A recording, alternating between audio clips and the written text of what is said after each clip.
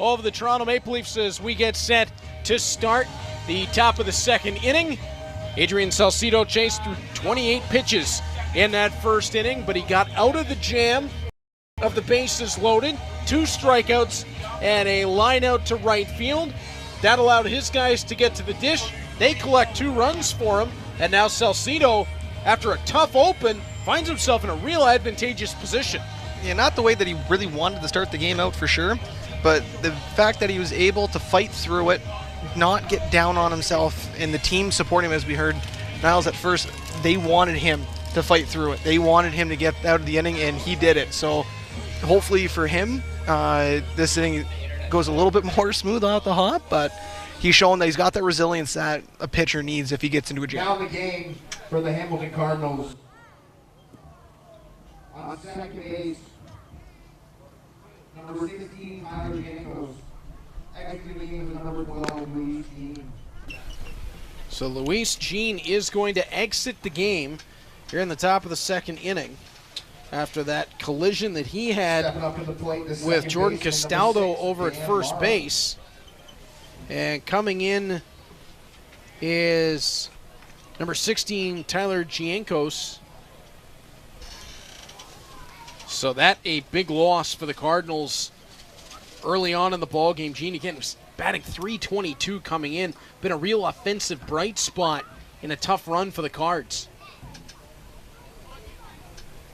And this will be Dan Mara up at the dish for the Toronto Maple Leafs. Salcido delivers. Strike 1. I think that's still every batter he's faced so far tonight. Strike 1 on that first pitch.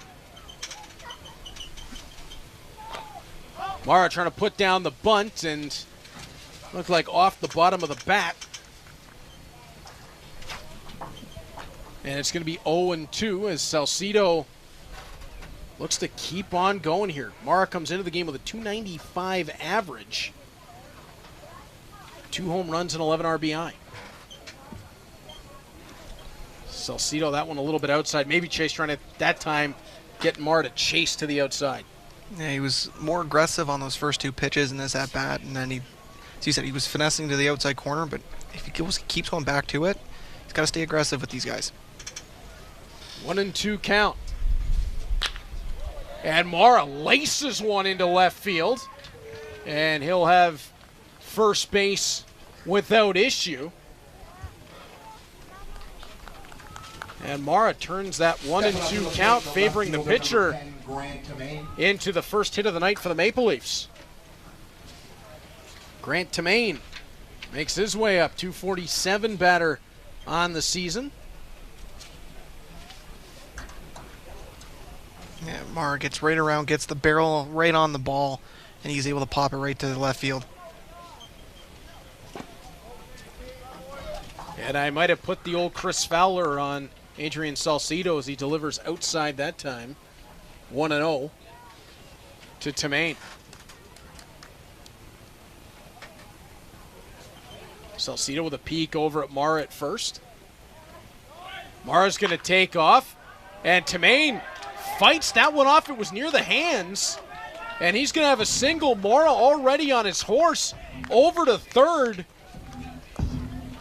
and it looked like the Cards were in decent position defensively for that one until Mara taking off for second forced the now second baseman Giancos to make his way over.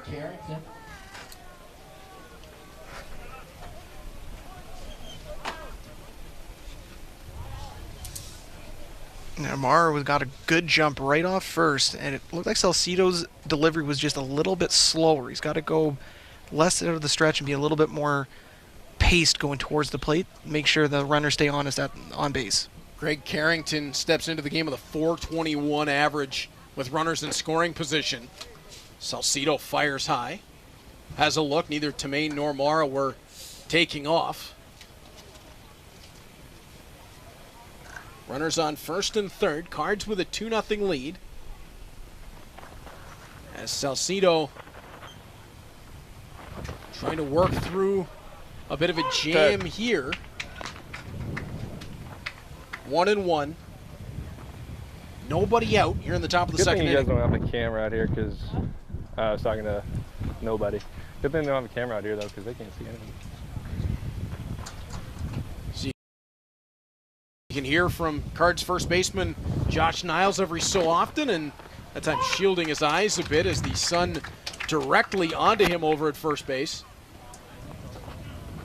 Salcido, 1-2 count. I'll just stay at home, babe.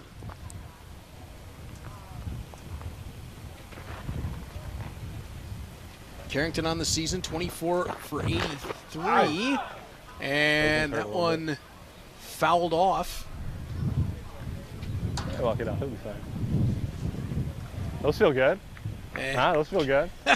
Niles having some fun with Carrington saying those feel good. Woo. Salcido has been finding his sweet spots right now on the outside and inside the plate as he tried to go on that last one.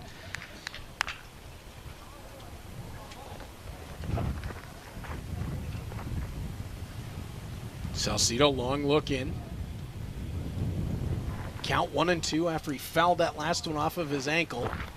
Salcido delivers. Oh boy. Foul tip caught by Burnside. That's beautiful stuff. And that's a strikeout for Salcido. Hey, That's his third of the ball game. And the Cards have recorded 4 outs. Number 1, Jose Vinicio. hey, got top here. Top. Now Vinicio up for the second see, we time in got the top. game. He walked on his first. That was a rising fastball. So Salcido delivering a bit of an Hey, really optical one. 3-2 illusion ball. to the hitter. Chase, you mentioned finding his sweet spot. It's that four-seamer for Salcido that's doing the damage. What? Vinicio trying to lay down the bunt. Tried to bring that this way. And that's going to be 0-1. Pat. A little aggressive Make on sure the you bunt keep it there as he low. brings his Make hands sure you down. keep He it low, pops keep it it front. directly off Yeah. the dirt, and it's not going to get you the most favorable bounce on that one.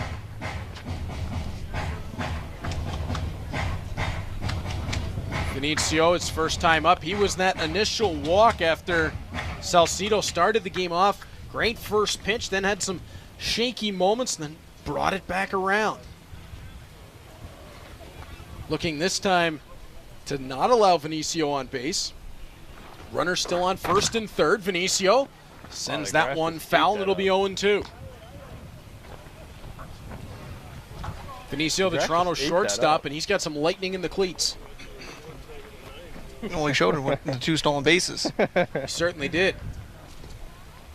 And this is There you where go. Put him away. you can kind of work with him a bit. You can give him a little bit of a lower pitch to see if you can get him chasing with being up in the count.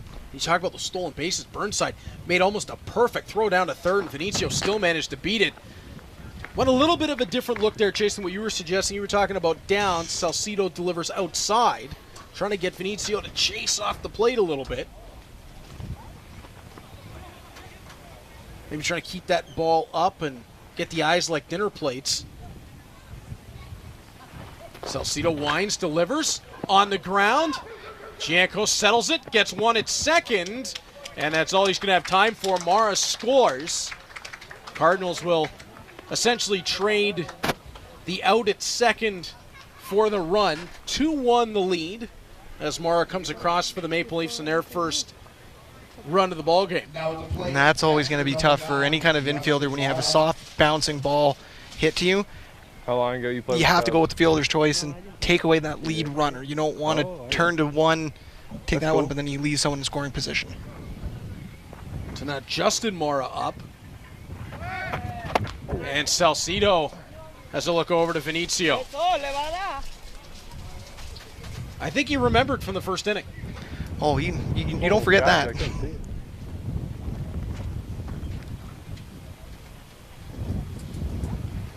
Salcido delivers, and that one high and outside. Vinicio takes off anyway, and he's into second, and Vinicio, boy, that motor doesn't stop running.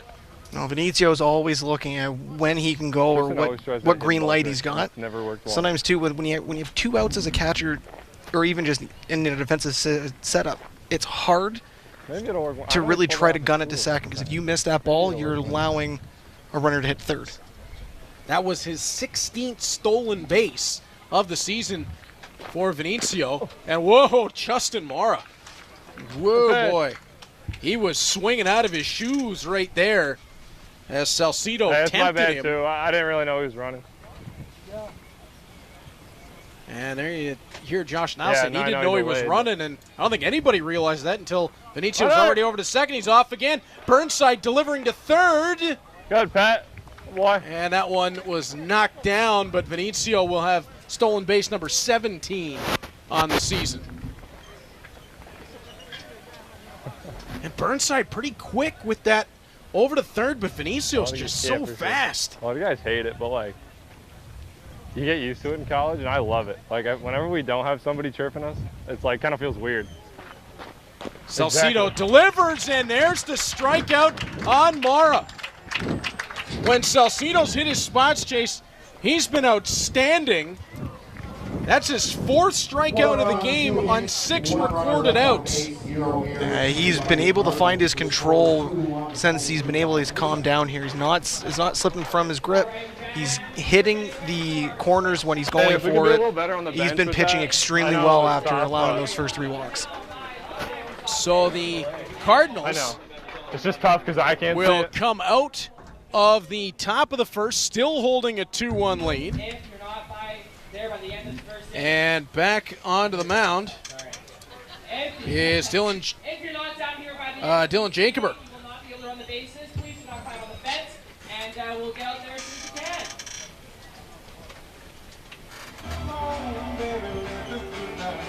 As stepping towards the batter's box for the Cardinals is going to be Josiah Devapalin, the designated hitter. And Chase, a lot of times you don't necessarily want to lead off your inning with the designated hitter. You think back to the days of the great David Ortiz for the Boston Red Sox, and not exactly the most dangerous runner that the game has ever seen. But when that DH gets something going for you, it can give you a little bit more of a jump. And there we are from the center field camera. Boy, that's a long way away. Hello to everybody watching along Friday Night Baseball here on Cable 14. And we've got Matt way out deep in center. Matt, great work out there. There we go. I can see him waving. Looks like he's in a different area code, but he's out there for us. I think we're better from a longer view. Oh, definitely. I don't think it's scaring anybody here. No, I'm not going to break any cameras from that far away. We're in good shape. Stepping up to the plate, the designated hitter, number 32, Josiah Devapalin. Josiah Devapalin in as the DH for the Cards. And he is a recent debut for the Hamilton Cardinals. Only played in 1 game thus far this season. Comes in with a .500 average. That's a number you like to see. And Jacober will start the at-bat low and outside, ball 1.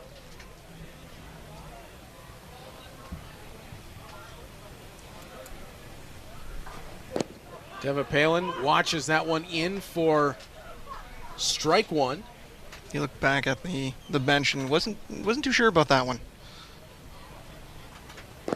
You can see the plan here from Jacober. He's working low in the zone. Doesn't want to leave anything up, doesn't want to leave anything hanging, as that slider is what's doing the damage right now.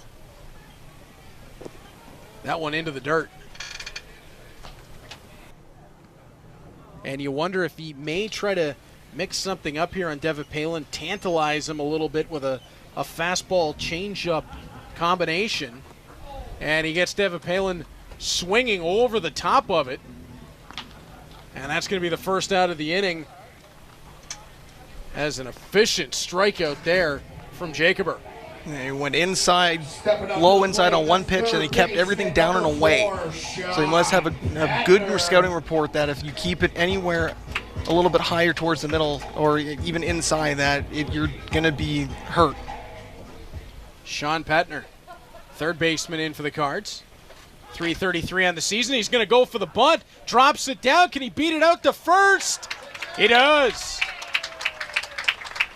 Throw from Jacober, who got there in a hurry and whistled it over to first base. Wasn't in time.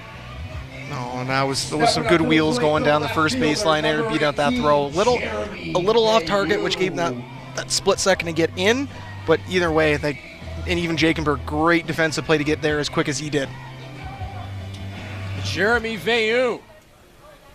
Well, he's got the Arkells playing, so you know he's already going to be a fan favorite in Hamilton. Veilleux 328 on the season. First pitch just outside with the ball. Jacober with a check over to first. Looks in and delivers, and that one right down the pipe. Strike one. Veilleux from Oakville. So he's embracing Hamilton, is what he's doing. Well, he's halfway. He's got to be able to enjoy both sides. Veilleux. Oh, he got a hold of that one, driving it deep out to right field. Not deep enough. Tag up over at first, and the long fly out will get Petner over to second as Veilleux, he got into it, Chase, just ran out of distance. Showed a little opposite field power on that one, being able to poke it out just a little bit more carry, and we would have seen a 2-run homer there. Yeah, any more carry to that ball, and he was going to beat that fence. And back there, out in right field, you can almost audibly hear Greg Carrington going, please come down, please come down. Tristan Osika, is almost caught. Back over to second base. That time was Petner, who Vinicio nearly got him. Ball came out of Vinicio's glove, and he's not overly happy with himself just at the moment. No, Vinicio showed his speed again, being able to catch him sleeping at second there, so it's something to keep your eye on for the rest of the game. Osika, who came around to score in the first inning. Puts the barrel on the ball, but drives it. That's foul out to left field.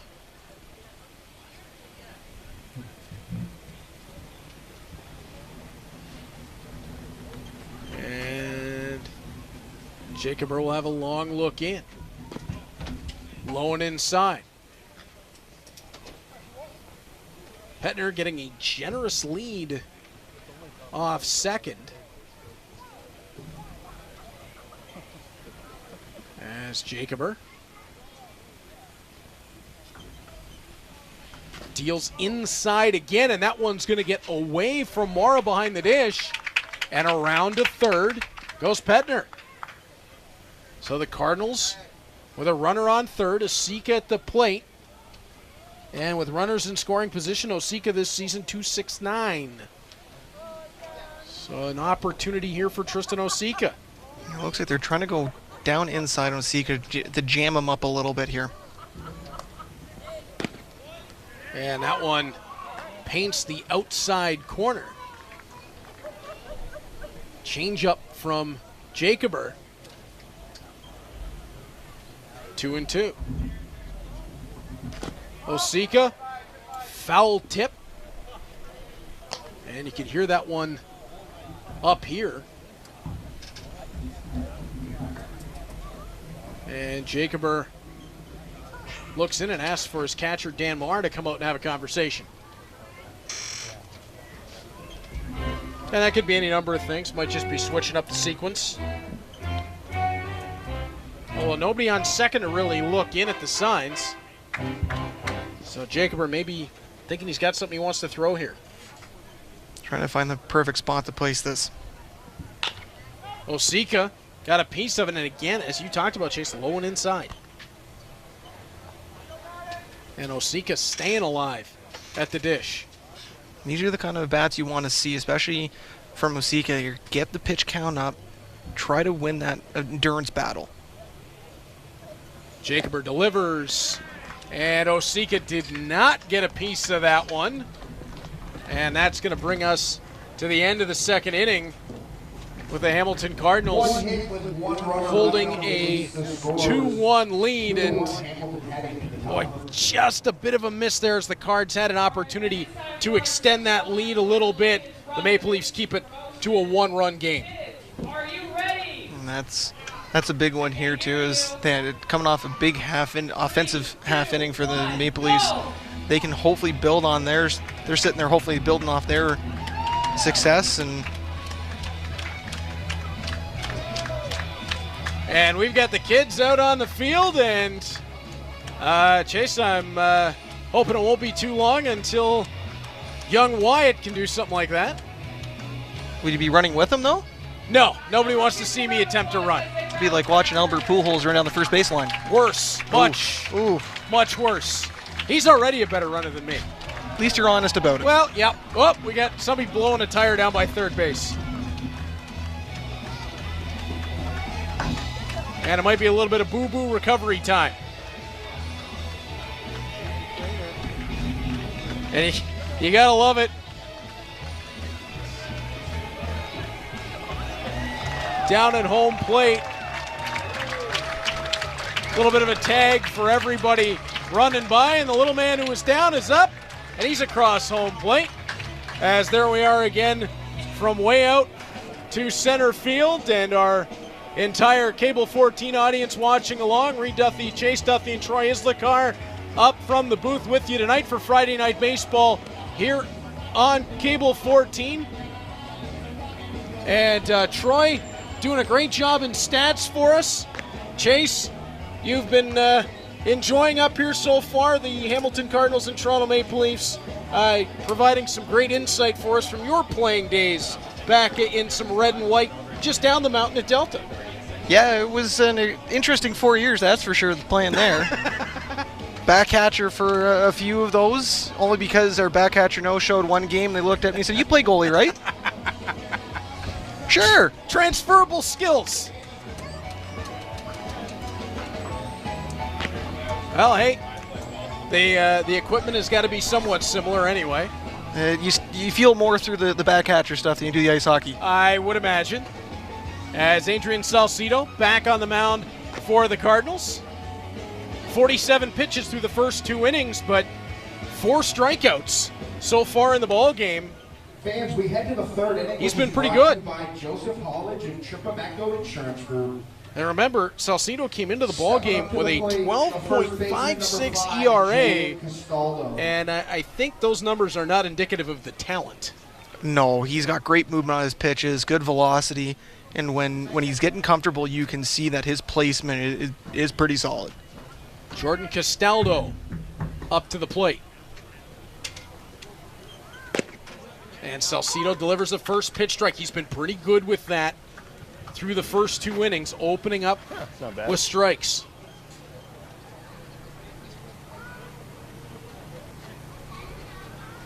Salcido delivers. That one a little bit low and inside. Sun setting over Bernie Arbor Stadium here. The lights on. And as the night goes along, we are going to have baseball under the lights. As Salcido with a long look in.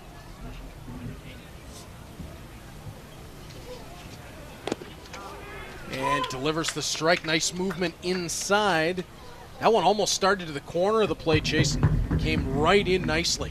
Yeah, came across, dipping right at the knees. Beautiful placement. Ryan Burnside, you got to give him credit, calling a heck of a ball game thus far. As that one just outside. Go back to the first inning, 3 walks for Salcido. They have that mound visit, and it seemed like Burnside got onto the same page with his pitcher, and suddenly Salcido has really settled in. Yeah, it looks like he's been a great calming influence here. 2-2 the count. Salcido delivers. Castaldo gets underneath it, falling quickly, and that's going to loop in for a single.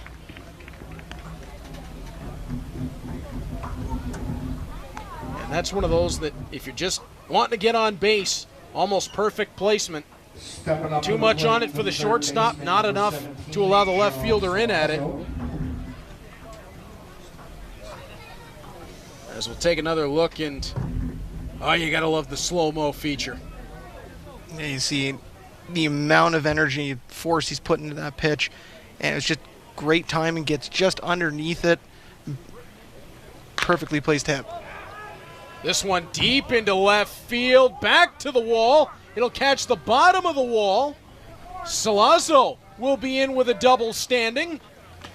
And the ball will be cut off down to home, as that will send Castaldo all the way around to third. Salazzo put some juice onto that one all the way back.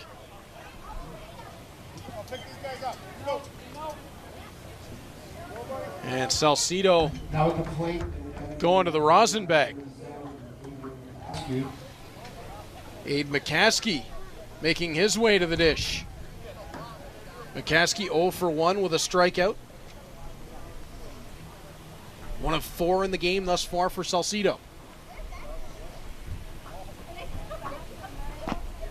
And gets him swinging for strike one right over top.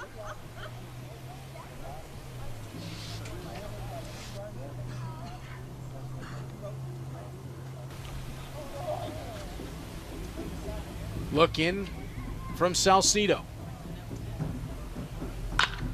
And McCaskey, that's perfect placement. Into the gap to the right fielder. 1 run will score. Salazzo's in quickly after, and just like that, it's a 3-2 Toronto Maple Leafs lead as McCaskey delivers a 2 RBI single. That was a beautiful swing by McCaskey, getting the barrel turned right around. Solid contact, putting it right out in right field. Pitch is just staying up just a little too much, a little long in the strike zone, and it comes back to hurt you in the long haul. Connor Lewis making his way up.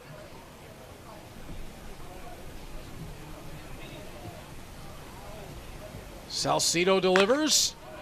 And oh, that one spikes off the grass in front of Niles. McCaskey gets a great break. That could have been a double play ball. McCaskey over to third, and it's a single for Lewis off of a really funky bounce. That one looked like it got right up over top of Niles as he went to bring that one in. Yeah, even Niles there is pointing right at the edge of the infield grass. It just dove right in and just caught just enough of a, I don't know if it was a bump or just a little bit of a dip, and it just spiked straight up and over top of him. So we make our way back around in the batting order to Dan Mara, second baseman. And that one elevates high and inside. Ball 1. Runners on first and third. Nobody out.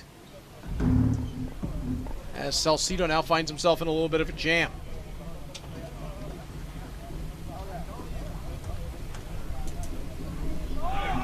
And off at first base is Lewis, and that one's going to get through the infield and score another. And it's going to eat up the left fielder as well, as Jeremy Veilleux wasn't able to cleanly handle that ball, and that's going to lead to runners on second and third with no one out, and a 4-2 Toronto lead. And Toronto pulls off a good hit and run scenario here. When you have no outs and you got a couple runners on base, why not be aggressive? And they're doing it. They're making sure that they're taking every inch possible out in that base path. Yeah, seeing eye single that time for Mara. I believe there'll be an error scored to give him second base. Lewis all the way around to third.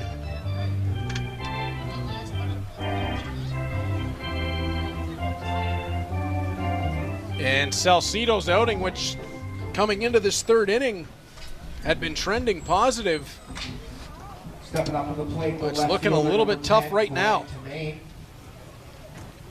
Grant Tamain will step in, and he's got a great opportunity here to drive a couple home.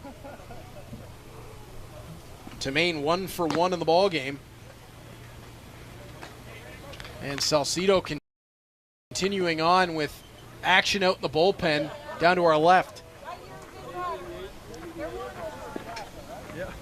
Never. Salcido trying to be a little bit careful here. He does not want this to get all the way away from the Cardinals. 1-1 count.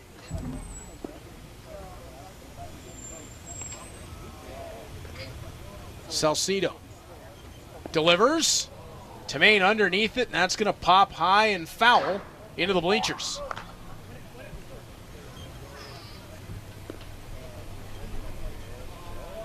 Chases a big moment here in the ball game. 1-2 count to Tamain.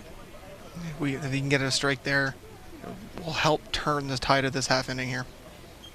Salcido delivers. That one outside, just gets a little away from Burnside. Able to collect.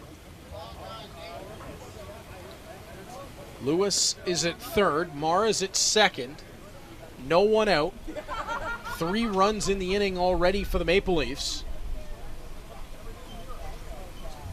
Tamain, who's 1 for 1 in the ball game, puts it on the ground. That one over to third. Quick look from Petner. He'll deliver it to Niles, and there's one out. That's what they needed.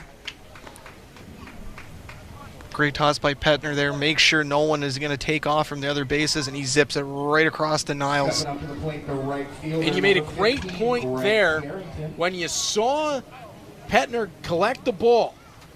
He took a look at Lewis, took a look at Mara, made sure both are staying where they are, delivers a perfect throw over to Niles.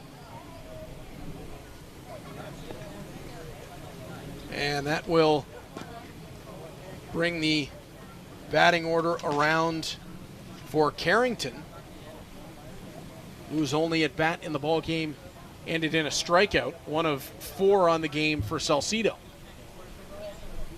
1-0. Runners on second and third, 1 out. Salcido delivers, swinging strike 1.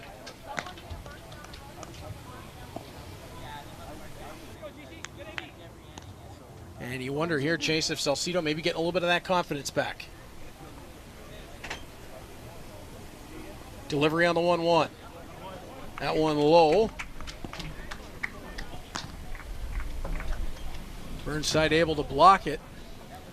Yeah, it looks like the confidence is coming back a little bit. He's going to those trickier spots down low in the strike zone where if they're even the control's slightly off, it can turn into a real nightmare. And Salcido got him looking. Carrington down for strike 3. That's his second strikeout of the ball game. 5th for Salcido. Stepping up to the plate, the shortstop. And again, how quickly this game turns back and forth. Burnside does a great job framing that pitch as it comes in, really allowing his pitcher just to feel more relaxed with the placement. Vinicio, who's caused some havoc, is back up. And Salcido backing him off a little bit. A couple of stolen bases in the game for Vinicio.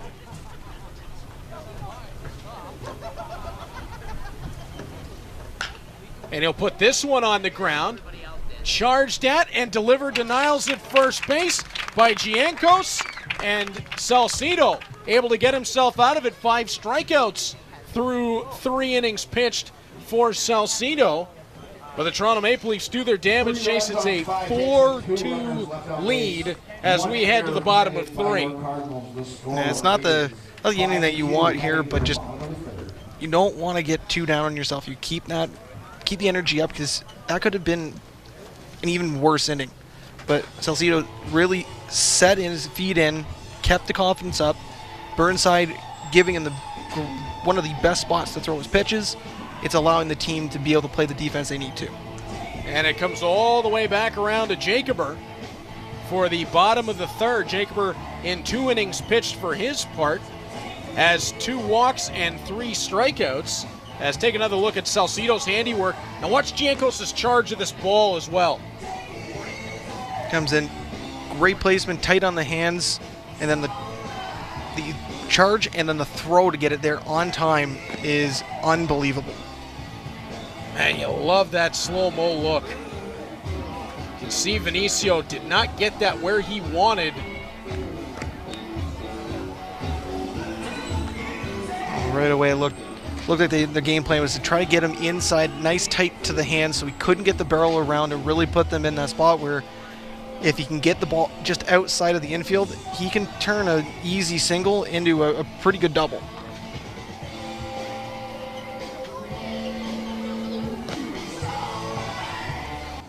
As Jacober will look to continue what has been a strong start to his outing. Cardinals down a pair, and this is where you need that offense to start picking up.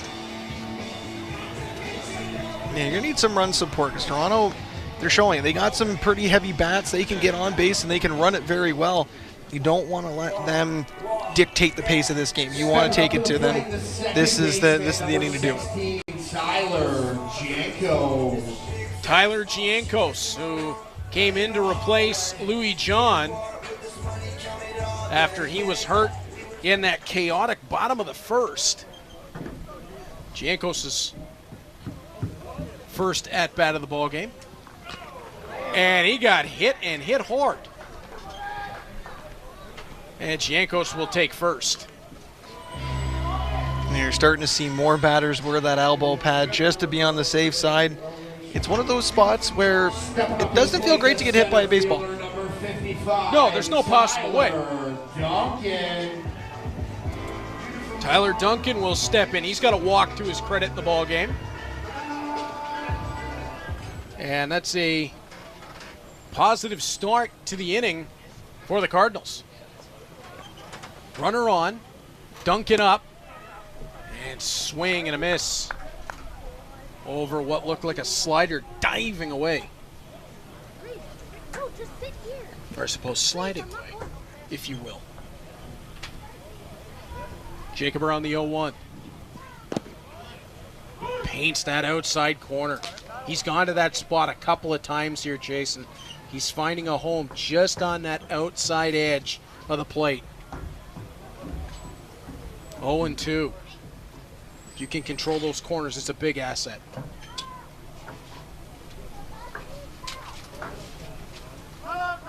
And, whoa, ump calls time as Jacober was just coming out of the windup. And once again, they set up on that outside and edge of that plate. Yeah, Jacober really likes that spot. Went to it again, did not get it that time.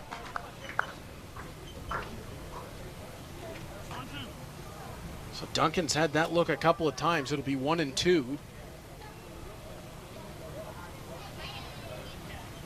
Jacober looks in. Duncan sends it back up the middle. Vinicio handles. Quick on to second. Over to first. Not in time. Duncan showing off some wheels. And unfortunately, as he swings around, he just gets it off the edge of the bat, puts it right into Vinicio's wheelhouse to make the fielder's choice at second there. But Duncan shows some great foot speed getting down the first baseline and beating out the double play. As he sets it right off the end of the bat.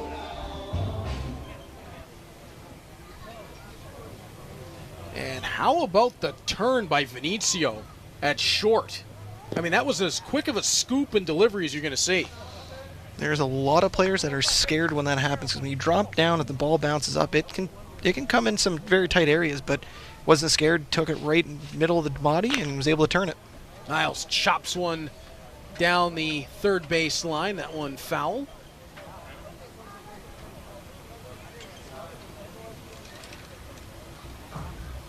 And I might be in dangerous ground tonight. The Boston Red Sox are down 14-0 to the Toronto Blue Jays.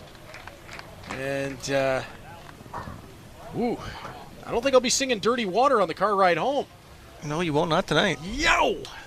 Niles. As Jacober will deliver. That one low, sneaks through. Mara all the way to the back, and that will give second base. So Duncan on second. Niles with a runner in scoring position and a 2-2 count.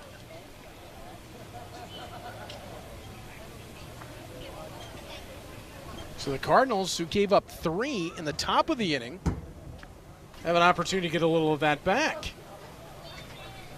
Jacober delivers. Niles just swept that one foul.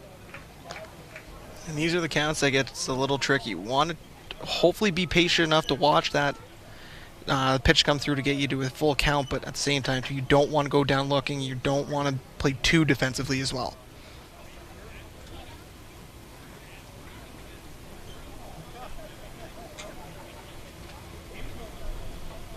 Long look in from Jacober. Delivers. Swing and a miss on the changeup there from Niles. And that'll send him down 2 outs. Elsewhere, bottom of the third, the London Majors have a 1-0 lead over the Barry Bay Cats, and the Guelph Royals in the bottom of the second.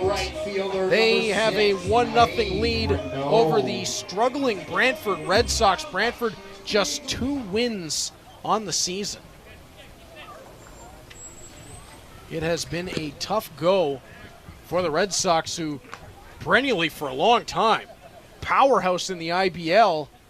And right now Guelph has that 1-0 lead on them as they search for a little bit of anything. Jacober delivers. Swing and a miss as that one to the outside on Lane Renault. That's one Renault is going to want back. That swing, he was a little too far out. If you taking the hack there, if you just a little patient, watch it a little bit further, you would have been able to pull maybe a ball there. Jacober, 4 strikeouts in the ball game after coming on in relief in the bottom of the first. That pitch low on that wild and chaotic play that sent Louis Jean from this game. And as well, it was a comebacker off the hand of the original starting pitcher Deska that sent him out of the ball game. And that one, swing and a miss again for Renault, who finds himself 2-2. Renault is seeing something here he really likes, Chase, because he's really firing in on that swing. Yeah, coming right across the plate. It's not catching the outside as much as before, so this could be a good little option here. And got him on the outside corner again. Living on that outside corner right now is Dylan Jacober. That's his 5th strikeout of the game. And it's clear where he wants to go when he's got everything rolling his way. And he owns that corner right now. Yeah, Jacober is doing a great job making sure that those corners are painted. Let's send things to break. The Toronto Maple Leafs hold a 4-2 lead over the Hamilton Cardinals. You're watching Friday night IBL baseball on Cable 14. When it comes to drugs, how much freedom is too much for kids? Drugs are out there. Will my teen feel free to say no around other kids? I didn't live drug-free when I was younger. Can I admit that to my kids? Drugs worry me, but how can I feel free to talk about it with my kids? Questions about drugs and kids? Drug-Free Kids Canada. Alone has never done this before. In a new series, 6 former Alone contestants. This is a redemption for me. Return for the toughest challenge yet. We're getting dropped right in winter. Easy to get hypothermia. Oh, my feet. Easy to get frostbite. Hungry, tired, wet. It just doesn't get any worse. Last 50 frigid days, and they'll collect their share of $500,000. You're not going to fight off the polar bear. It's going to eat you. Alone, Frozen. New series Thursday, August 11th on the History Channel.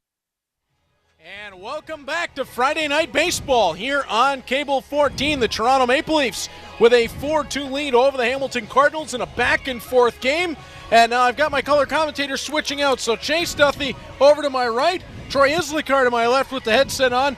Troy, great to see you. Yeah, great to see you, and congratulations are in order. young Wyatt Duffy, born just a couple days ago. Congratulations. You're a new dad. Boy, you have no idea what you're in for, pal. I'm getting the idea. I think I've slept for 45 minutes in the last 4 or 5 days now. So it's now. Have you put him in front of the microphone yet? Not yet. No, he's got some good lungs on him, though. We've already found that out. Yeah. Well, congratulations again, and get some sleep in the next week or so. And you got a new uncle that I heard him say before the game he can't wait to babysit. Oh, yeah. Oh, I know. And he's going to be a good one for us, too. Is he likes to refer to himself as the Funkle. He is the fun uncle. As stepping into the box for the Toronto Maple Leafs is number 9, Justin Morra. I think young Wyatt already a sports fan, though. I put a baseball game on last night, and he was staring at it as Morra's going to stare at that. Way deep to right field, and goodbye. Justin Morra is going to make this a 5-2 game for the Toronto Maple Leafs on an absolute shot to right field. Yeah, he got all of that. That was right down the pipe, and he saw that first pitch fastball and took that to deep right field. And the Toronto Maple Leafs extend their lead to 5-2 with a big run in the top of the fourth here. We'll get another look at the connection as Morra. Oh, he got every bit of that. Yeah, that was Salcido's 70th pitch of this game. So you got that went into the night. You got to start to wonder for Salcido how long he's going to be in this ball game. Yeah, he's still getting that outside strike, that high outside strike, and it's been consistent all game. The umpire has been consistent for both sides. Castaldo at the dish. And a little off speed there. Nice delivery again from Salcido. Yeah, it's just a matter of consistency for him that I've seen so far tonight. And sometimes he tries to overthrow the ball. He got a few in the dirt, but great fastball. Yeah, when he spots that fastball, it is high end. As that one a little bit off the plate. He was looking to take Jacobers outside corner there. Yeah, again, they've been giving that outside corner all game, so he's going to take everything he can, and they're going to work it. Jordan Castaldo, nobody on, nobody out. Oh, again, the nice movement on that slider. Starts it in off the plate, brings it right in on those on that left-handed batter. And you talk about the consistency here, Troy, when Salcido has been putting those pitches where he wants them. When he's been spotting them, he's had it all going for him. And right there again, outside corner, beats him to it. Down goes Castaldo. And Salcido continues to rack up the strikeouts tonight. That is number 6. Well, he's trying to confuse the hitter, and that's exactly what he's doing. He's getting that outside pitch. The umpire's giving it to him, and he's and now the hitter doesn't know what to do when he comes up. He sees that outside pitch, and he thinks it's going to be outside, but he's been getting it all game. So he has to go after it, and he can't get a hold of it out there. Salazzo scored in his last trip. Again, there's that slider. Starts it from the outside, brings it in.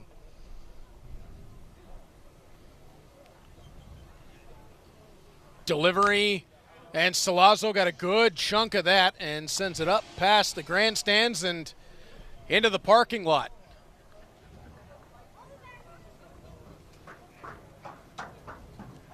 Salazzo steps back in. Salcido delivery. And that one down as Burnside, I was talking with Chase about this in the last inning. I think he's done a nice job calling the game, especially in a debut for himself tonight behind the dish. Yeah, and it's a pitcher that he hasn't caught yet this season. Again, there brings that slider in off the corner, and he's had a lot of balls in the dirt that he's had to go down for, and it's been a busy day back there for him. Cardinals just need to keep the heads about him. Game far from out of reach at 5-2. 2-2 count here to Salazzo. And Salazzo laces one foul down the right side. Yeah, there's a fastball right down the middle, left it right over the middle of the plate, and almost cost an easy double there on that one. That was just missed down the line.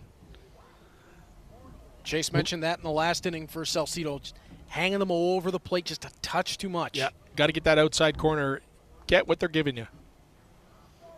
Salcedo delivers on the 2-2. Salazzo underneath it. That one's drilled back deep into right field, and that one's gone. Yeah, Toronto Salazzo just feasting on that fastball right down the middle of the dish there and launches that out to right center field. And that was a no-doubter right off the bat. His third home run of the season, and it's back-to-back. 2 and 3 at-bats for the Toronto Maple Leafs. Home run, strikeout, home run in this inning. Well, they had the bullpen in that previous inning up working out, and you wonder if that might get them up going again. Yeah, a little bit odd to not see any action down there just at the moment, especially as Salcedo's pitch count rising. This is a lefty-heavy batting lineup for the Toronto Maple Leafs. Extremely. You know, if you have a great breaking ball,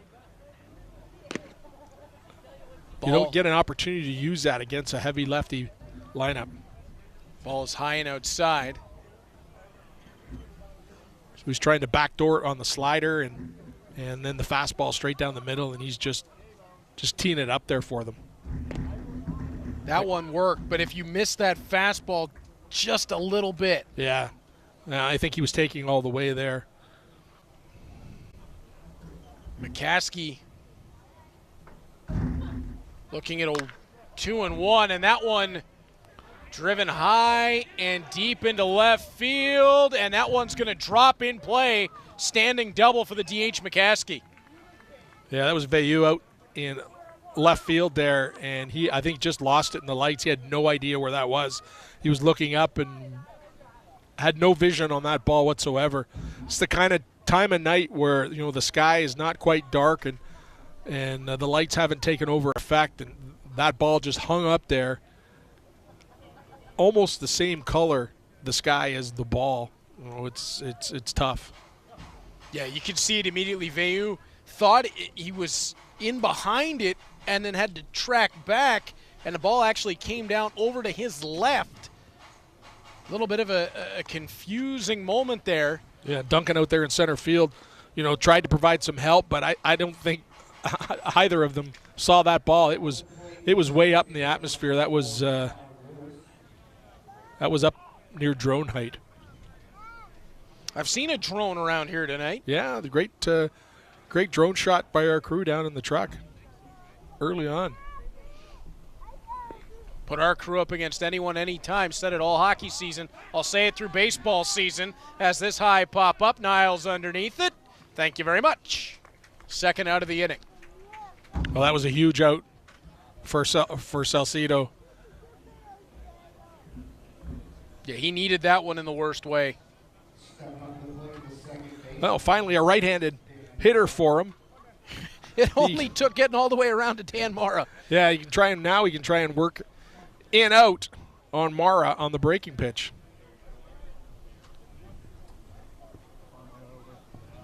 Salcedo delivers down the pipe. Burnside liked it, but not enough for the strike. 6-2 the score. Toronto Maple Leafs ahead after they fell down 2-0 out of the first inning. Salcedo delivered, and that one got away from him. Yeah, that's a breaking pitch. It just slipped right out of his hands. That just did not break at all like he wanted it. Started where he wanted it, and then just kept going. Defense playing pretty straight up on this right-handed hitter. Salcedo, long look in, and has a peek back. There is a little bit of action now in the Cardinals bullpen. as Salcido has a look in and turns once more. Yeah. Trying to catch McCaskey as we take a look at some action going on down at the bullpen. And that would appear to be Jose Fernandez. Yeah, Fernandez, the left-hander who Cardinals just signed from the Dominican Republic. They were trying to get him up since May, and there's a bit of a visa problem. They couldn't get him in. And former Blue Jay, has big league experience. And Salcido is playing a real cat and mouse game right now with McCaskey, the DH, who's on second. You know, I've talked about it before, Troy. No secret, I'm a Red Sox fan. I'm not used to seeing a DH potentially stealing bases. Yeah, usually they're up down in the on the bench eating hot dogs like us. Yeah. Whoa! Salcido turned and looked at second, and that one got way away, came out the side of his hand, and scrambling all the way over to third is McCaskey. I think he changed his mind right in the middle of the throw there, and it was too late. And that just, again, got away from him out into right center, and the runner advances in bullpen action, but I think they'd really like Salcido to finish this one out here.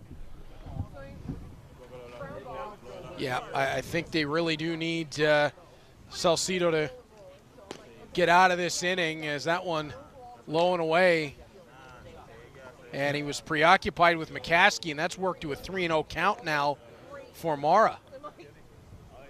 Yeah, you wonder if Mara's going to get the green light here. Up 6-2. There's Fernandez, as he is delivering out in the bullpen, and strike called there on Mara. 3-1 here now. It's a hitter's count still. Salcido's got to come at him with that fastball again. I think Mara knows it. And he gets him to foul it off, backing out of play, 3-2. Good velocity on that fastball right there. Didn't overthrow it. Just put it right down low, trying to keep it out of that strike zone. Either keep it low or keep that outside off the plate. Options open up here a little bit, too, for Salcido.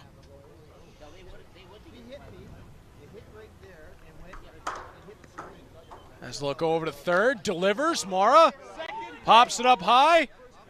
Niles says he has it. He certainly does. That's the third out of the inning. Salcido gets out of it. Niles, a couple of catches out on the infield. And the Cardinals will head to the bottom of 4, down 6-2. And Troy, not the way they want this game to be turning for them, but if they could get one offensive inning, one breakout offensive inning, they could still turn this game back around. Yeah, absolutely. I mean, they're getting their chances. They're getting men on base. They're not getting an opportunity to take advantage of it. They had that big first inning. On that wild and wacky first inning, we had injuries. We had, bases loaded, jammed. Salcido got himself out of that. And then they come back and give him 2 runs, and he goes up 2-0 in this one. And Toronto's come back 6-2 here, but, still an opportunity within reach. And you know what? It's just a matter of just hanging around. I got to be honest, in the bottom of the first inning, I almost forgot what sport we were doing. It looked like over at first base, a collision that we would have seen. A little bit of roller derby over there. We've done that. Then Jacober has just come in and just been fantastic for the Toronto Maple Leafs. Has he ever? In relief. 5 especially strikeouts. with very little warm-up. He came in as a replacement pitcher when Deska went out early in that first inning. And he's come in and he's been fabulous. Good placement of that ball. He's the right-hander coming in on right-handed batters. He's getting that outside corner, using that breaking pitch, moving inside, outside. Doing a great job. 3 innings now for Jacober. He's had just 1 hit, 2 walks, 5 strikeouts. I mean, that's a solid line. Yeah, that's all the manager asks, is to come in and keep your guys in this game, and he's done that. And he may get a W out of this one if things go the way they're going. There has been some action in the Maple Leaf bullpen right now, but you know he's in a groove right now. This is the kind of night you like to pitch on too. It's warm. Probably didn't take him very long to get warmed up, and you get in a groove on a night like this when it's warm out and you start feeling good. Yeah, it is a beautiful night. Jacober's doing that. So Justin Morrow exits the game from behind the plate, and Luca Boscarino is going to step in behind the dish for the Toronto Maple Leafs here with a 6-2 lead in the bottom of the fourth.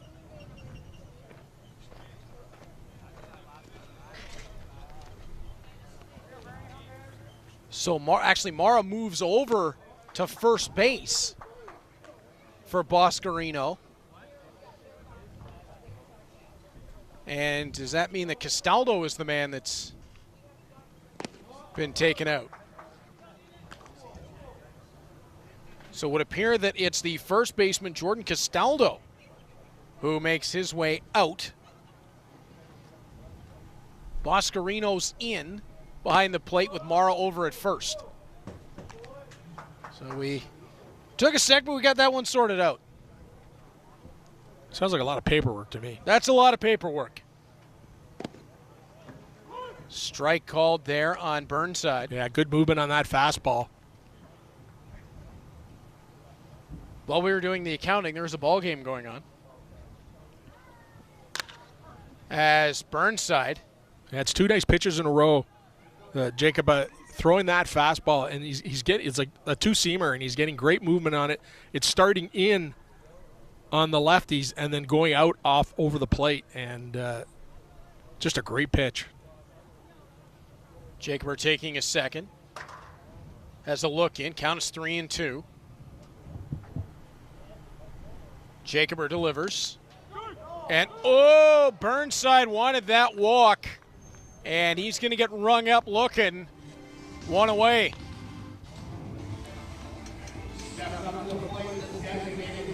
That is going to be a bit of a tough one to handle if you're Burnside in that situation.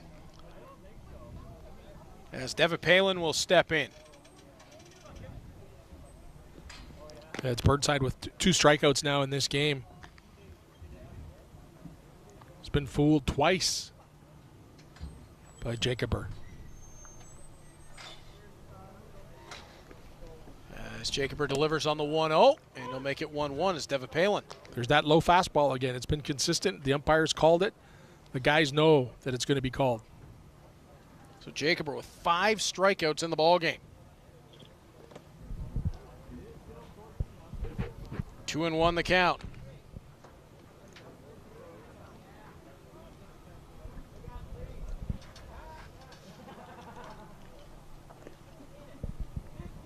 Delivery from Jacober. Devapalin slaps that one out into right field. And it's going to be a single for the Cards DH. Yeah, again, that fastball, not the velocity he's had or has seen, and that one just gets slapped opposite side to right field for a nice single to get this inning going for the Cardinals here. Sean Petner, next man up for the Cardinals. As Devapalin takes a nice lead off first with Morrow watching, and that ball is outside. As Morrow in that switch around for the Maple Leafs having a conversation with Devapalin. Petner got the bottom of the barrel on that, just fouled it out to his right. Jacober just showing you don't need a lot of velocity. He's not overthrowing that fastball. He's pitching out there. He's great location, some off-speed stuff, keeping the hitters honest. Yeah, nifty looks so far from Jacober, and that one is going to get away as Boscarino not able to knock that down, and that'll send Devapalin over to second base. So Luca Boscarino, his first pass ball.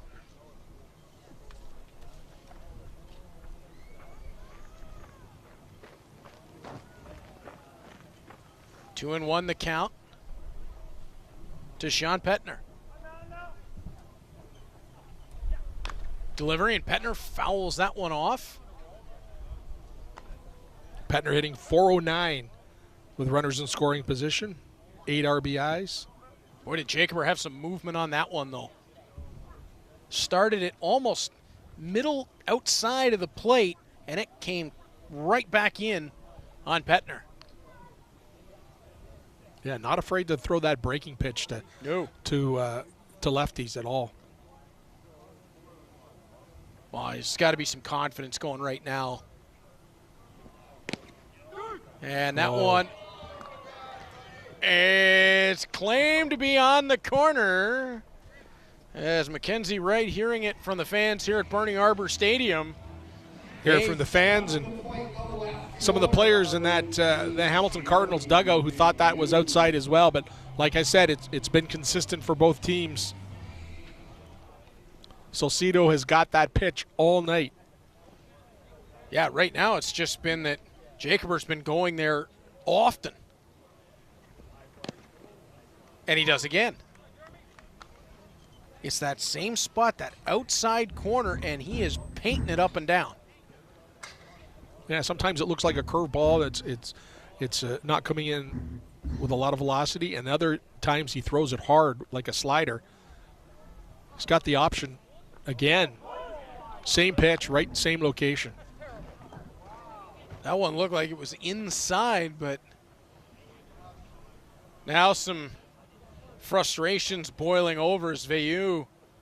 This one may be high and outside, trying to get him to swing at something outside. Oh, no, puts it right down the middle. Veilleux sends it back up the middle, and it may score. Deva Palin, long throw in home. A slide will beat it. Chance to second, and safe there. Wow. How about that from Veilleux, who was able to put that right back up the middle. Vinicio, who had been untouchable from the shortstop position, couldn't get to it. Run scores, double is in. And can that be something, Troy, here for the Cards to build off of? Yeah, that's an 0-2 mistake. I don't know if there was he meant to throw that or not, but that thing's got to be either in the dirt or high and outside. He throws that right down the middle, and Veilleux takes advantage of that. And now Veilleux's going to have a chance to get over to third after the attempt to check him over at second. Misses the glove of Vinicio. We saw Salcido have that happen in the top of this inning where the ball kind of shockingly just came out of his hand. We haven't seen Jacober make too many mistakes as far as pitches go, pitch location. No. But that was one right there, and Veilleux was all over it. Look in here from Jacober, who delivers, and that one Boscarino's able to block out in front of him, does not get far enough away to create an opportunity for Veilleux to trot home. So now Veilleux on third, and again, how quickly the game can turn. It's a 1-0 count. And suddenly, the Cardinals might be feeling a bit of momentum with Osika at the plate. Strike call in the outside corner again. That one looked like it might have been changeup. Osika 269 with runners in scoring position and 8 RBIs on the season so far.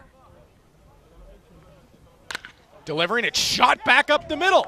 Osika down to first. That'll score Veilleux. 6-4. Make that 9 RBIs. Nice hit. Good piece of hitting there by Osika. Waited for the pitch that he wanted and got it. And Jacober's not getting the location, locating the ball where he has in past innings. And Hamilton's starting to take advantage of that. And now it's Giancos stepping in. He came in to replace the injured Louis Jean.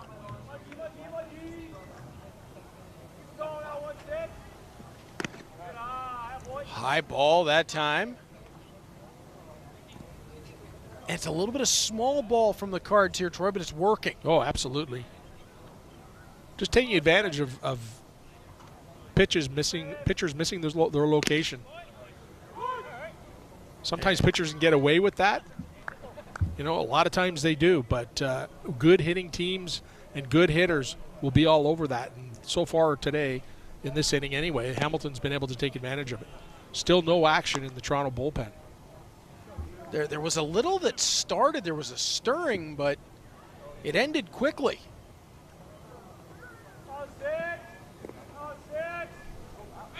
Jacober tosses. Boscarino did a great job to block that, or else Osika, who was on his way to second, would be on his way to third.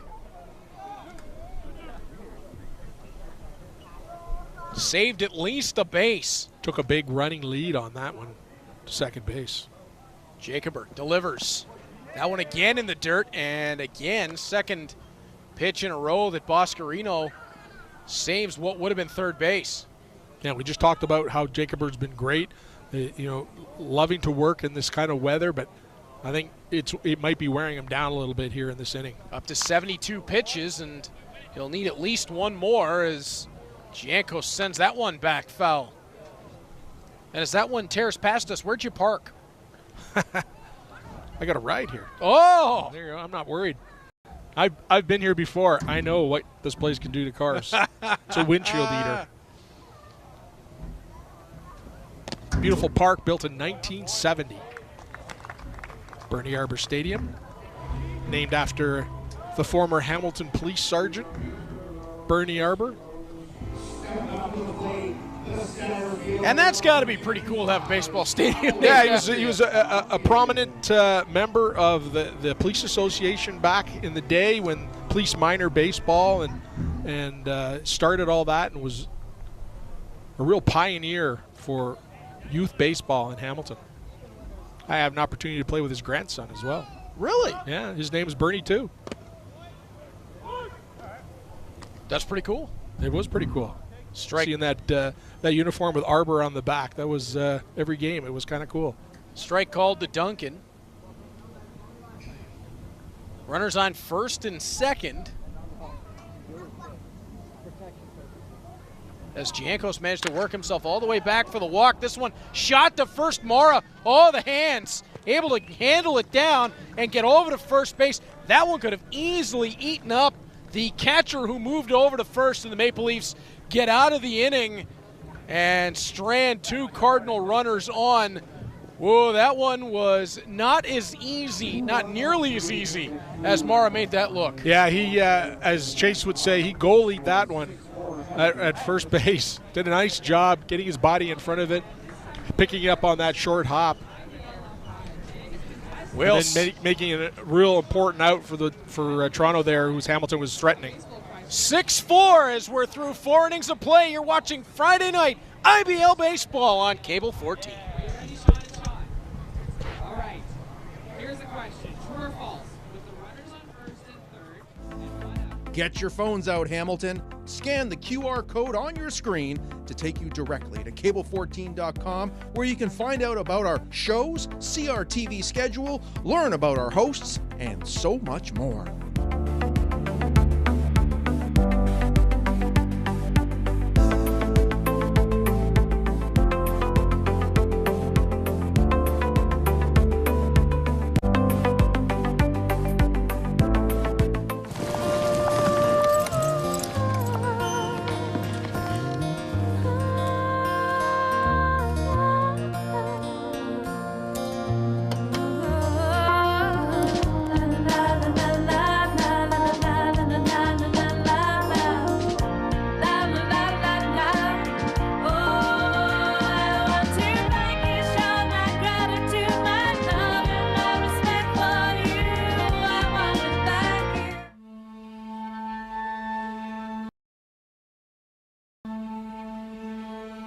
Adele is one of our current staff members. She had a rough, challenged life, and it was because of your support that made that difference.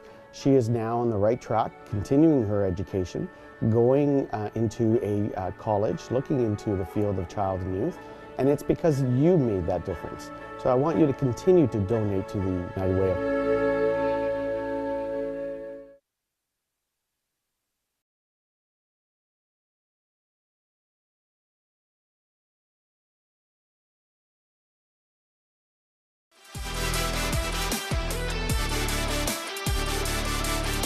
Harbor Stadium tonight. This might be the reason why as we return to Friday night IBL baseball here on Cable 14. Former Toronto Blue Jays lefty Jose Fernandez is on the hill for the Hamilton Cardinals.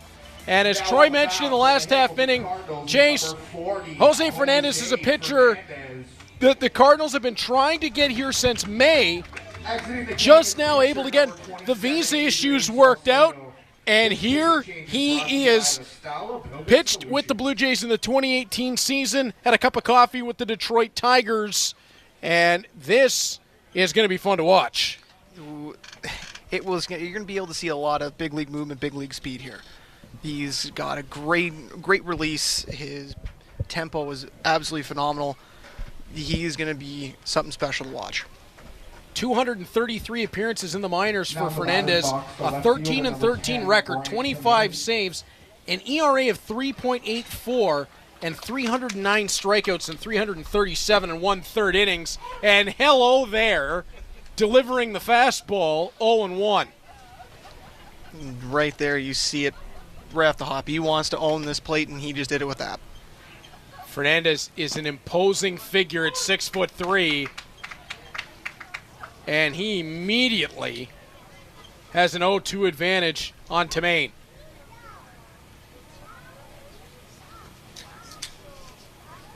Delivery from Fernandez, ripped on by Tamain, and that one all the way out into left center field. It'll be handled back, throw on towards second, and he got him! Great toss from the center fielder, Duncan. Tag provided by Giancos. And Fernandez has his first out of the ballgame with a little bit of help. Tamain tried to stretch a single into a double. And Duncan does a great job tracking it down, and a bullet of a toss coming from center field. What a tag as well, being able to get Tamain as he's trying to stretch one out. No, I wouldn't say greedy. He had the space, but he was not expecting that kind of throw coming from center field. Wow. Attempted bunt laid down by Carrington. And that one gets into the back, 0-1. And you talked about tempo, Jason. You see it already with Fernandez. That one just to the outside. He's working really quickly. As Carrington on the 1-1, and Fernandez gets it to move to 1-2. Seems like he's been able to find that outside edge of the plate, so he's going to work it just as quick as everyone else has. And he's got some pace going. Troy Islikar over to my left, currently torturing me that the Toronto Blue Jays have a 22-3 lead over my beloved Red Sox. Ow. That's all right. This game is really picking up steam as Fernandez with steam there. Strikeout number 1.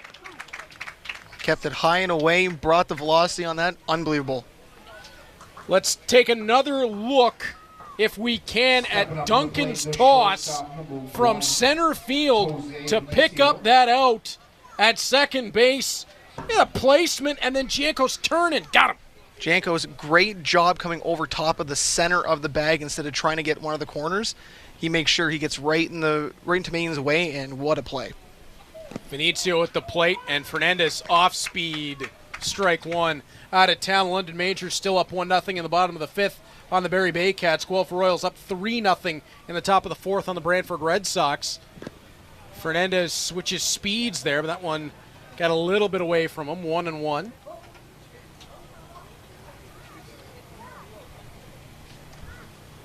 Vinicio. He's been torturous on the base pass tonight for the Cards, and that time Fernandez jammed him up to the hands. It seems to be the spot to go on Vinicio. That way you can't get the barrel around, and you're keeping him off the base path. It's allowing the D to be able to play him a little bit more honest. I got to say, too, those Hamilton Cardinals uniforms, boy, are they sharp. Gives you flashbacks almost to the Ozzie Smith days as Vinicio gets underneath the ball, and Duncan, his second out of the inning. Fernandez I'd call that a successful debut. He's out of the top of the 5th. And that is a pitcher that could give this Cardinals team some serious steam. When you have the pedigree and the track record he has so far, he can give any team that extra little jolt in the arm to be able to make them become a little more successful. So Dylan Jacober, who is having some trouble by the end of that last inning, is not going to make his way back out. Zach Sloan will step in. So what it ends up being is a fairly successful relief appearance for Jacober. 4 innings pitched, 2 runs, only 1 of them earned with 7 strikeouts. And stepping in now will be the aforementioned Zach Sloan wearing number 31. And there you get a good look. And that's what it's all about, really. As a smiling pitcher for the pardon me, I had that originally as Salcido. That I believe that was Salcido down there with his youngsters. So that might be you on the ice rink with Wyatt, you know? You won't be stretching, though. You'll be probably bent over the bench trying to catch your breath. After I just tossed the pizza straight out the middle. Yeah, we're not going to talk about that. Okay. Yeah, there you see. Oh, that's fantastic stuff. Getting to share that with the youngsters, and who knows, maybe one day the Cardinals will have the younger Salcidos suited up. As Sloan going through his warm-ups, as on the season, Zach Sloan 3-2 with a 3.64 ERA. And how cool is this? Oh, on this level, it's always fun being around. Well, growing up, when we got to go and watch Dad play hockey, it was always great to be around the guys. This is just added fun.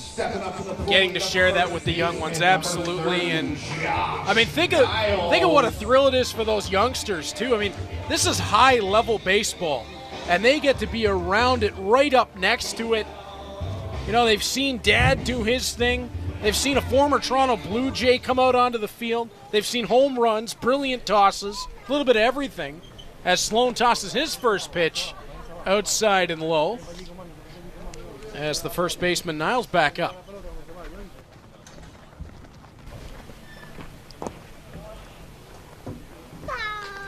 And Sloan trying to find that strike zone a little bit. The 2-0 is going to go to 3-0 as Niles showing really nice plate discipline. Great plate discipline because these pitches aren't far down, too low from the strike zone, but Sloan he's trying to figure everything out here.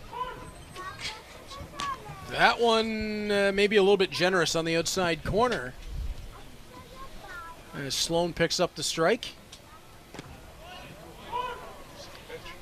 And he went right back to it, seeing the, let's say, generosity of plate umpire Mackenzie Wright. 3-2. Tried it again, and that one well outside. Didn't get the spot. And Niles will take the trot down to first base. So good start to the inning if you're the Cardinals. And that will lean into Lane Renault, making his way to the plate. Third baseman, the right fielder, number 6, Lane Renault.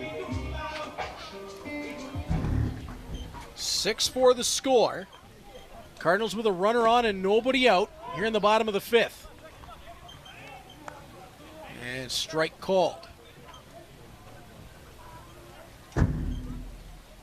Sloan will peek over to first. That's where he'll go. Mara. No chance to make the tag there as Niles slid back in well in time. Just trying to keep Niles honest over there at first. Sloan delivers. Renault tried to get down onto that one. Just beat him to the inside. And that'll be 0-2. With Sloan being a left-handed pitcher, if you're on first, you have to make sure you are staying honest at the bag. If you take one step a little too far, you can be in a lot of trouble. Sloan's got a real quick move over to first, too.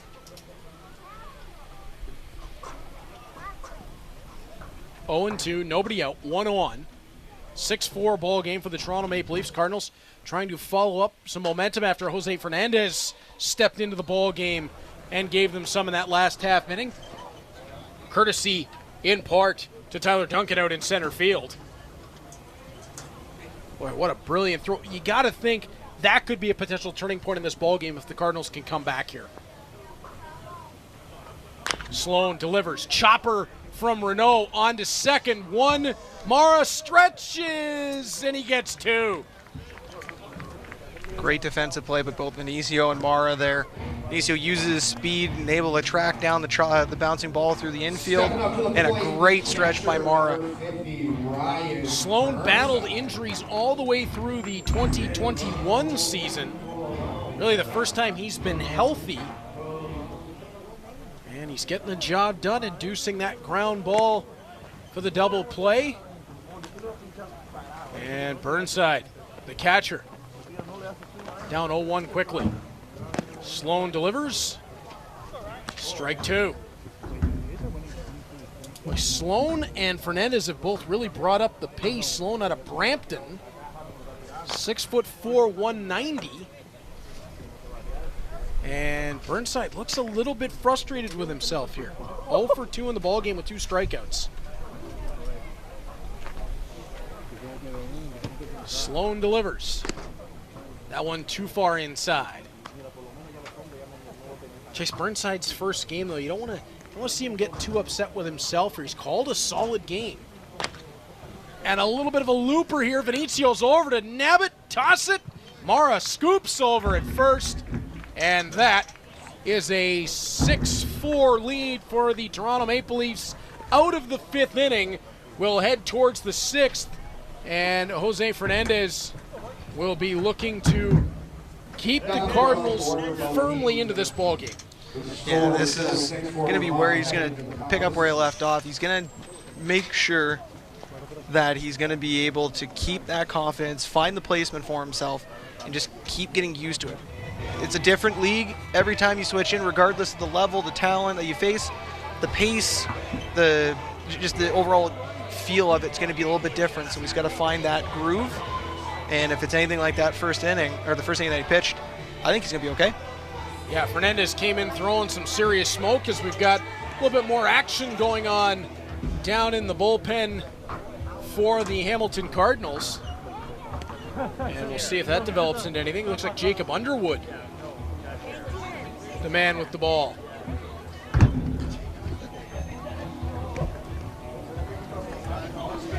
As Underwood playing a little bit of long catch here from the look of it. I don't know if that's going to be indicative of him planning to come into the ballgame, as Fernandez had a really strong first inning worth of work. I think you got to let him sort of feel it here and see how many pitches pile up on the Dominican product. Yeah, I can see them letting him go for a few innings, especially if they're going to keep the ball game close. And if he's able to find the strike zone often and make sure that he's making the batter's life very miserable at the plate, you almost got to ride the hot hand at that point. Don't switch too much, but with his first start or first game here, you know, obviously you want to overwork him as well. Yeah. 6'3", 215-pounder in Jose Fernandez, built a bit like a strong safety. I don't think he's going to have a whole lot of trouble with durability, as Mara, that is Justin Mara, who's got a home run in the ball game, is going to be the first man up in the 6th to face the towering lefty.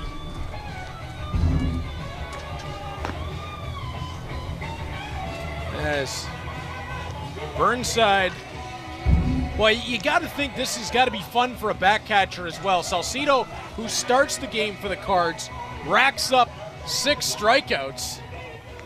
And now you get to go to a guy who's a former Toronto Blue Jay. Burnside had some pretty good talent throwing to him so far tonight. Yeah, when you have those kind of arms thrown to you, and then you're able to do a little bit more of a fancier game plan. You don't have to stay too simplified. You can go into something a little more complex. And usually for a back catcher, the more fun you can have behind the plate, the better that he's going to feel. Mara up, now the first baseman, began the game as the catcher before the Maple Leafs made a little bit of a rotation. The man who replaced him behind the dish, Boscarino, will be up next as again Fernandez coming in with some heat. That one a little bit high. Just the velocity of his pitches, and as the body warms up a little bit more, it's only going to get a little bit more impressive. Gets Mara to swing at that one. Bit of movement on the end. 1-1. Fernandez has not been wasting a whole lot of time so far. Clean through 1 inning of work, and he's going to get to 1-2 on Mara. Top of the 6th inning. Hamilton Cardinals trailing the Toronto Maple Leafs by a 6-4 score. It was 6-2. Swing and a miss for a strikeout as Mara could not catch that movement. Fernandez with great movement, great pitch. It's coming through the strike zone, and the last seconds drops right off the table, and Mara is not able to catch up to that. Take another look. Watch Fernandez. Whoa. That is falling right off the plate. That's just teasing Mara there, just having it sit there, and just the way it falls, it's unbelievable. Fernandez dares Boscarino. Boscarino swings and can't make contact. Well, we're seeing a bit of a clinic right here, right now. Teaming that monstrous fastball with a 12-6 curve that is just falling away from hitters' eyes.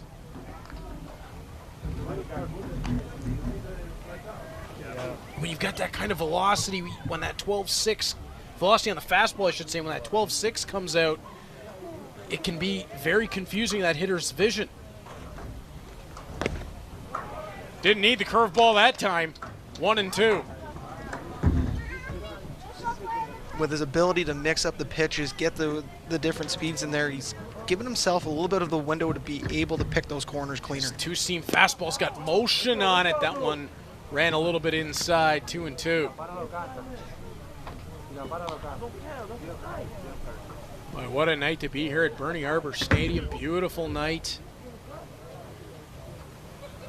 Hamilton and Toronto rivalry, and a former Blue Jay on the hill right now as Fernandez delivers. That one's going to pop fair initially and then right off the grass and foul.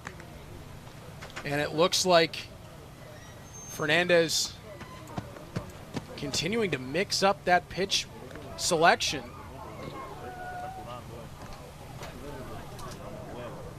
So far you can identify 4-seamer, 2-seamer, 12-6 curve.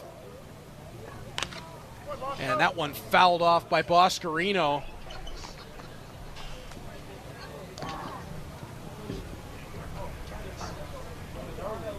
And when he brings that 4-seamer, Chase, it's been just straight gas. Yeah, just that strength in the arm just allows him to get that little extra oomph out of it. Boscarino chopper over to third. Petner fires. That one's going to be high. Boscarino's going to be waved over to second. Trying to leg out maybe to third. Burnside. Well, Burnside showing off his arm to stop that from getting all the way over. Petner looked like he backed off of that one initially. It caught the grass, slowed it down, forced him on, and by the time he had to make that running toss, it just wasn't where he wanted it. Yeah, release it just a little high, and it goes over Niles. Burnside, unbelievable defense there, taking off from home plate and picking it up pretty much halfway between first and the right fielder. It's not easy to run that equipment. No. Salazzo, who has a home run in the ball game. 1 out, 1 on.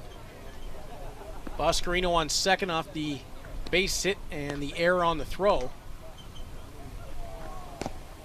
Fernandez tries to go to the outside corner, just off.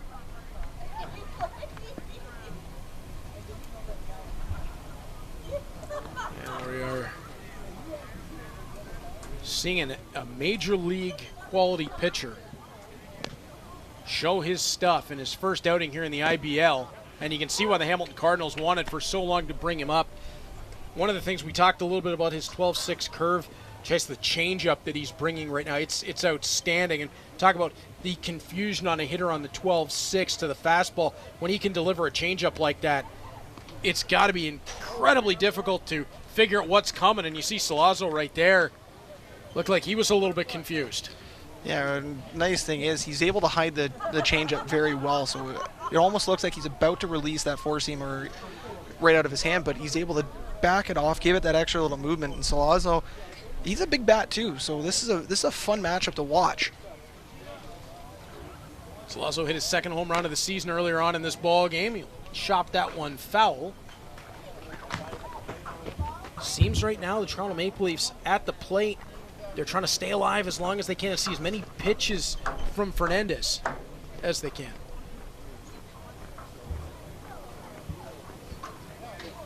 As Fernandez, long look in. Delivers, Salazzo pops that one foul. And I very much hope that was a sound effect in the building. You parked far enough away, right? I hope so. And being told that one did catch an automobile. As Fernandez delivers. Strike three, and that was heat.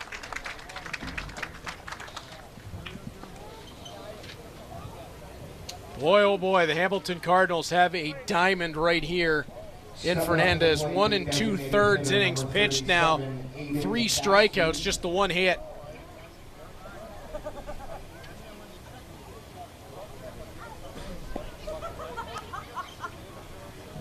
And the delivery coming into the designated hitter, Aiden McCaskey. Fleet-footed for a DH is McCaskey. As last at bat, he really showed those the foot speed when he rounded the bags. He is a different DH than anyone would think of. Fernandez delivers. McCaskey puts it on the ground. Niles picks it up. Flip over to Fernandez. Did he get there? He got there in time for the out. Fernandez unscathed through 2 innings pitched. He's given up the 1 hit. He's struck out 3, and the Cardinals stay down by just 2. Chase, they're still within striking distance. As we'll take a look here at Bernie Arbor Stadium, and look at this on a beautiful summer Friday. I mean, it just doesn't get any nicer than this. Troy mentioned earlier, Chase opened in 1970, a beautiful facility for the Hamilton Cardinals to be playing out of, and you see it right there. The beauty of the city of Hamilton and just how nice this facility in total is. Can't say enough about it. No, and they've done a great job upkeeping it. It looks amazing. And then just being able to build everything around that they did, having the Mohawk 4-pad, all the different baseball diamonds, you got the rugby pitch just straight across. It gives that full community feel and just helps bring everyone together, especially on one of these classic baseball Friday nights. Take a look at the out-of-town scoreboard. The London Majors, a 2-1 lead on the Barrie Bay Cats in the top of the 6th. Top of the 5th, the Guelph Royals with a 4-0 lead on the Brantford Red Sox. As back on the bump is Zach Sloan for the bottom of the 6th inning for the Maple Leafs. And as they just announced in the stadium, and as Troy Islikar has been frantically pointing out to me, the Toronto Blue Jays have scored a franchise record 25 runs against the Boston Red Sox so far tonight. That game is not yet over, and I am in pain. You might have to go into hiding for a bit. Yeah. Yeah, we're a long way from the days of Kurt Schilling, Pedro Martinez, and Derek Lowe anchoring the rotation. As Sloan getting set to face the designated hitter, Josiah Devapalin. Devapalin 1 for 2 in the ballgame with a run scored. And Sloan's going to open him up, painting that outside corner once again. That one low, ball 1, 1-1 count. As much like his compatriot before him in Jacober. Sloan trying to work that outside corner. Now work back from tantalizing the DH to the outside, back inside with movement to get him to 1 and 2. And tease him, trying to keep him a little bit lower, trying to keep him more of the bat on the shoulder here. He checked the swing. He did not appeal down to first base. Goes Sloan's way, and Devapalin down on strikes. That's one of the toughest things to do when your eyes go as big as saucers when you see that ball come in, and you see it the last second, trying to pull back when you go mid-swing. Some batters have that ability to do it, but it's one of the hardest things to get under your repertoire. Sean Pettner, 1 for 2 in the ball game. Sloan delivers high, ball 1. So in the bottom of the 6th inning, Cardinals trailing the Maple Leafs by a 6-4 score. Cardinals open this game with a 2-0 lead in the bottom of the first. 6 straight runs scored by the Maple Leafs, and the last 2 belonging to the Cards to get this back to within a 2-run ball game. Hamilton still far, far from out of this as they look to snap what has been a 10-game losing streak on the season. A 6-22 record. It would be a big win for them to get one on the Maple Leafs tonight. Sloan delivers on the 3-0, and that'll be 3-1. Looked that time as if Pettner was going to take all the way. 3-1, and Pettner will take the walk down to first. Great plate discipline, great vision. When you're in 3-1, you know something close. That sweet spot's going to come. You want to make sure you keep that bat locked in, and unless it is your pitch, let it go through. Jeremy Veilleux at the plate.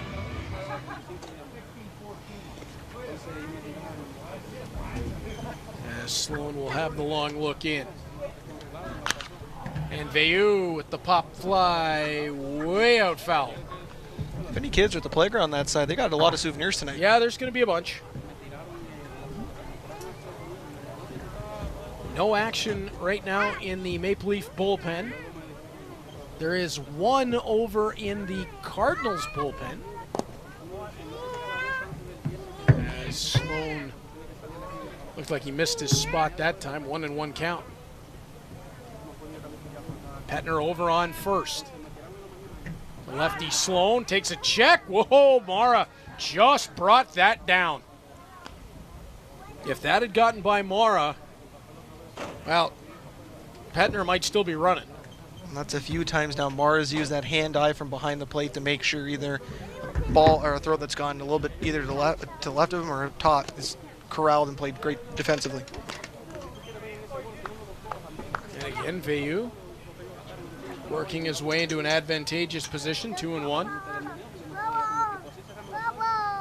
Sloan driven on, and that one will be in for a single. Moving the runners along, Veilleux gets Pettner over to second. He'll be standing at first. And the Cardinals have a little something going with Osika coming up. Number 20, Tristan Osika. Tristan Osika. 2 for 3 in the ball game, and if he can get a hit here, Chase, he's likely to score at least one. Yeah, both Cardinals runners have great foot speed here, so if you're able to put one just past the infield, you're in a good spot here. Osika, the youngster, just 22 years old from Ancaster. Rangy at 6'3".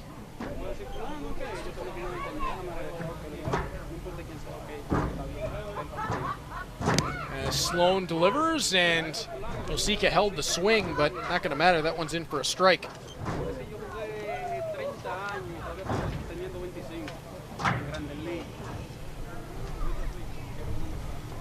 Sloan delivers that one inside. Wow, Boscarino.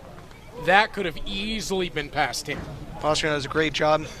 Very similar to what Troy mentioned. He does a great job getting that chest protector square right to it and is able to knock it down, so there's no pass ball on that one. Sloan delivers on the 2-1, chopped on by Osika. And they'll have the runner at third as Vinicio had that quick look and cut it out. That's an awkward one there with just a high bouncer. Vinicio almost tried to think about going for the tag on Petner going to third base to then turn either to second or first. Yeah. Smart play though. Get the simple out at 3. Now you got 2 outs. They're going to hope for at least a nice easy ground ball or pop up here. Gianco's up.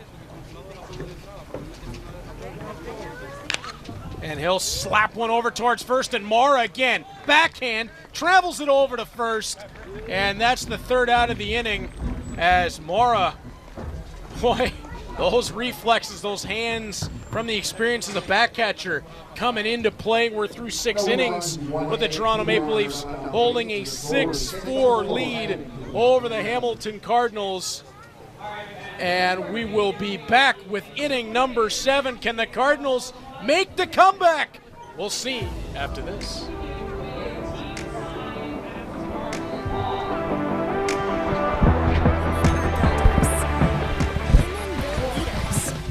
Women build innovation. Women build each other up. YWCA Hamilton hasn't stopped building. Now we need you to help us build a Hamilton first. Affordable housing for women and children. Together, we will build the future. Because women build Hamilton.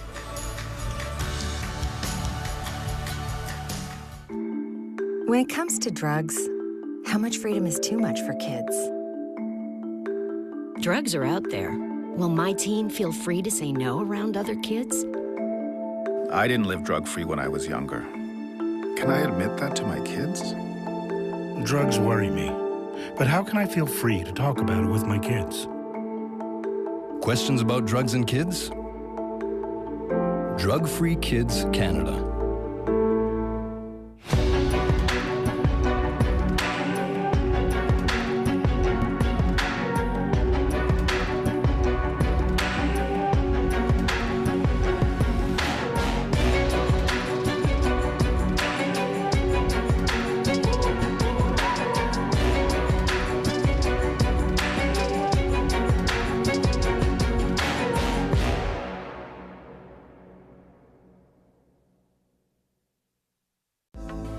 Get your phones out, Hamilton. Scan the QR code on your screen to take you directly to cable14.com, where you can find out about our shows, see our TV schedule, learn about our hosts, and so much more.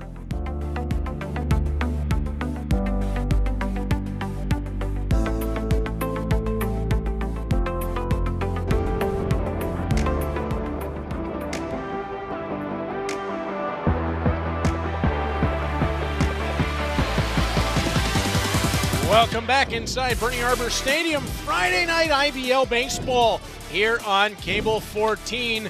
The Cardinals and the Maple Leafs going back and forth. 6-4 Maple Leafs. The last 2 innings have been scoreless as the Cardinals trying to complete a comeback from being 6-2 down at one point in this ball game. Couple of changes as we get into this 7th inning. Jose Fernandez out of the ball game. Dari Torres comes in. He's got a 6 ERA on the season, having surrendered 10 earned runs in 15 innings pitched. And his first one is a good one. Fastball to the outside corner on the center fielder, Connor Lewis. And back with me now, Troy Islikar on color. This is fun. I got rotating analysts going on as Lewis sends one up the middle that's going to elude the shortstop, Osika, and it's first base for Lewis. Dari Torres, his first pitch gets slapped into the outfield. Torres, 6'3", 220, and he hails from Santiago, Dominican Republic. So another Dominican pitcher for the Hamilton Cardinals back-to-back here. Well, we've seen our Hamilton Bulldogs with a connection to the Czech Republic, as now over to first base. Torres will get the runner on a dart as Dan Mora tossed out. And perhaps the Hamilton Cardinals, a connection to the Dominican Republic. Yeah, absolutely. There's, this is a semi-pro team, and players, from all over the world looking for places to play. And, guys like Fernandez, who had a taste of Major League Baseball and, wanting possibly a taste again. And this is kind of starting from back to the starting point for these guys, and coming in here and having a great couple innings and a great start for him. And it's pro scouts like to see that kind of thing. Action continuing down in the bullpen for the Hamilton Cardinals as Torres will look in. And they go from the lefty and Fernandez to the righty and Torres. Bunt laid down. Torres not able to scoop that. And on to first is Tamain, and he'll move Lewis over to third. And Torres tried to get around that ball so that when it dropped, he could pick it up, and he was facing first base.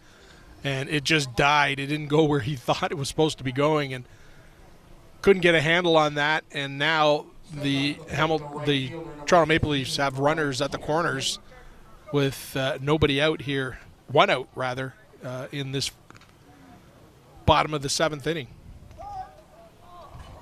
Torres with a look in as he'll face Carrington, who took a healthy swing at that first pitch. Top of 7, I said. Top of the 7th inning, 6-4 score. As Dowry Torres also into the game in left field is Bryn Sanford, wearing number 13 for the Cardinals. He's going to take over for Veilleux in that spot. So Jeremy Veilleux out of the ball game. Torres just, you notice just not the velocity that he has on that fastball that Fernandez had coming in here in those middle innings. Torres delivers, and that one launched high and out of play. Carrington just couldn't get around on that, was a little late. Good pitch by Torres. 1-2 count. 1 out, runners on the corners, and there you get a look in, and we've got action in the Cardinals bullpen. That is Stefan Strecker, who is up and working. Yeah, real nice pitch there by Torres. Nice low outside corner, exactly where he wanted it. Torres gets his first strikeout out of the ball game, and that's 2 outs. Good call by Burnside there, and a good job of getting pitch location by Torres. Take a look in. Torres, nice delivery. Oh, that's just a sweet pitch for the looking strikeout. Isn't that super slow motion, just sweet? Oh. Looking at it all season in hockey season, now we get it in baseball. We're spoiled. As soon as I saw Alex here, I wanted to have a celebration as Vinicio chops that one foul. Alex is the bringer of fun. He certainly is. We got rave reviews on it in the OHL playoffs. And yeah, just guys around the league just couldn't stop talking about it. Even some of the TSN guys who had followed us into the playoffs, because they took over, were just raving on the slow motion camera. Vinicio, high fly into center field, falling quickly, and that's going to land to score Lewis, but caught over at third for the out. It looked like Tamain got a little bit too greedy trying to come across and get into third.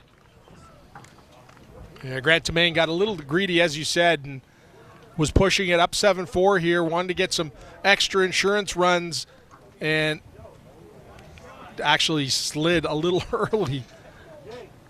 That was Duncan again with the toss from center field. Whoa, that was a nice one. So that gets the Cardinals out of the inning down 7-4. And the bottom of the 7th, we'll see if they can get something going offensively. Troy's been a little bit now since they've really felt that momentum offensively. They've taken Veilleux out of the game. Bryn Sanford is in. And you wonder if they're just looking for something to kind of bring some excitement into that dugout on the offensive side as we see Josh Niles and company down at the dugout. And Niles might be congratulating Duncan on yet another outfield assist. Yeah, the Cards here just need a little bit of a run. They're getting men on base early in the inning, and they just can't complete it, can't finish it off, can't get guys around, and it's a little frustrating. Great pitching by Toronto in this game. It's been consistent, and it's shut Hamilton down exactly when they needed to, but Hamilton needs to have a big inning, and they need to get some guys, some men on base and bat around here. Change in pitching for the Toronto Maple Leafs as now Ryan Wells will make his way to the mound. Yeah, Ryan Wells, 6'5", 190 pounds from Brampton. Takes the hill for the Toronto Maple Leafs here in the bottom of the seventh inning stretch. Wells comes into the ball game with a 4.15 ERA, a 2-0 record, 17 1/3 inning pitched, and 8 earned runs against him. Opponents only working to a 246 average. Pretty good marks so far for Ryan Wells.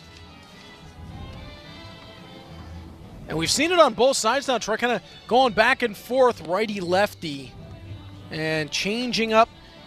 3 different pitchers for the Cardinals, 3 different delivery points. We've seen now 4 different pitchers for the Toronto Maple Leafs, 4 different delivery points. So a lot of, just as one team seems to get used to one pitcher, then you switch the look completely. Yeah, and this is, again, he's 6'5", 190 pounds, tall, lanky right-hander. Looks like he has a pretty good breaking pitch. Now he's going to try and get it in on the hands of this left-handed batter for Hamilton. And that is the center fielder who's been outstanding tonight, Tyler Duncan. Couple of assists from that center field spot. Great arm, cannon of an arm from center. And the first pitch for Wells is a strike.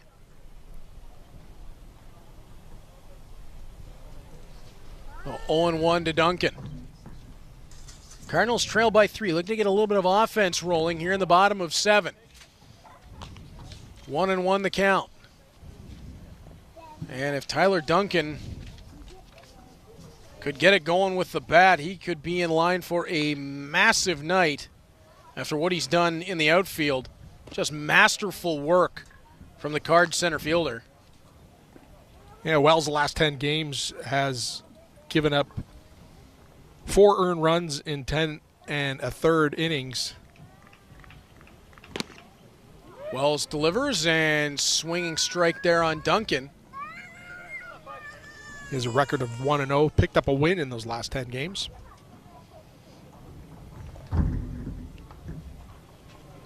Wells with the look in. Delivers. Duncan slaps that back and out of play.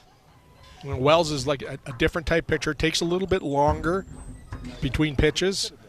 That guy. Sometimes hitters like that. They don't like that. Don't like a lot of time to think about what's going on out there. Wells is giving him that time. Wells is taking it.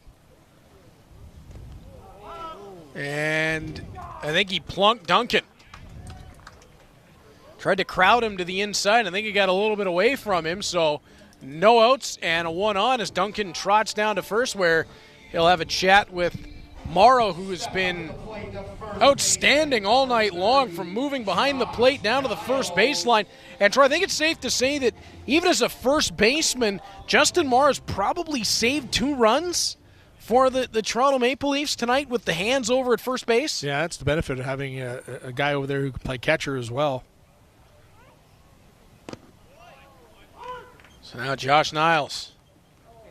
Again, Hamilton Cardinals now in this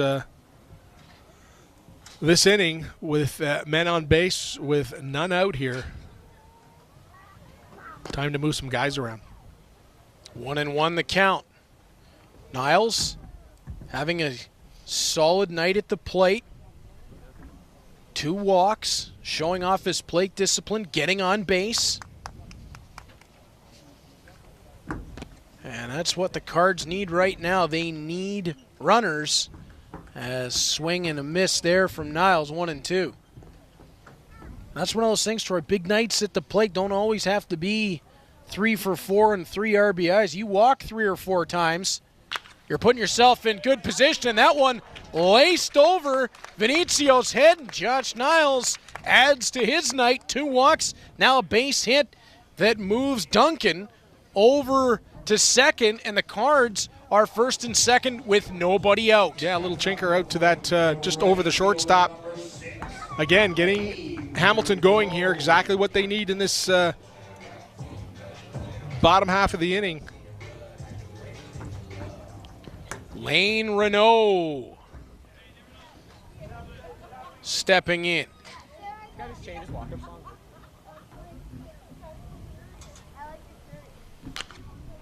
And that one, Renault got power onto, but didn't make contact where he wanted to try that one out of play. Yeah, Wells not an overpowering pitcher. Again, another Toronto Maple Leafs pitcher just relying on location.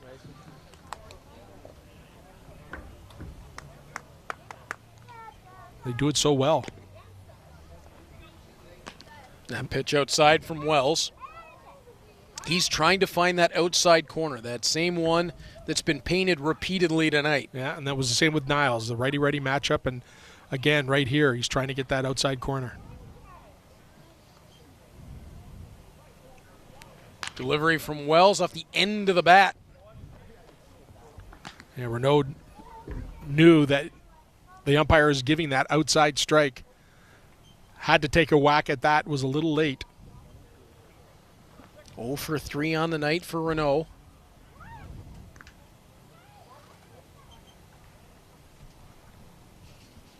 As Wells with the look in, and Renaud chopper off the glove of the third baseman. Tag is made there.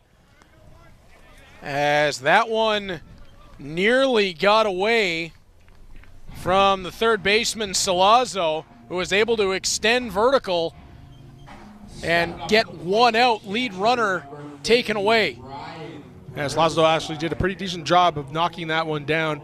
It didn't panic, knew he had the force out at third. Had the lead runner. And got it. And one down here.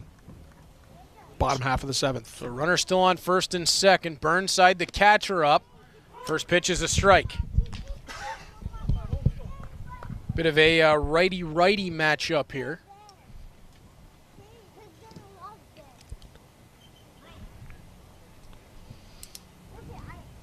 And again, inside on Burnside. Pardon me, righty-lefty matchup.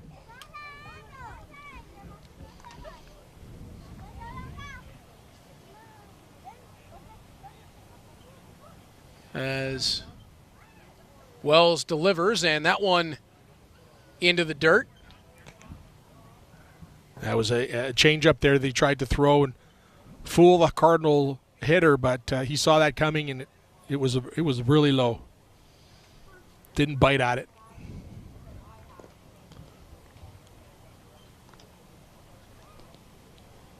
Wells delivers.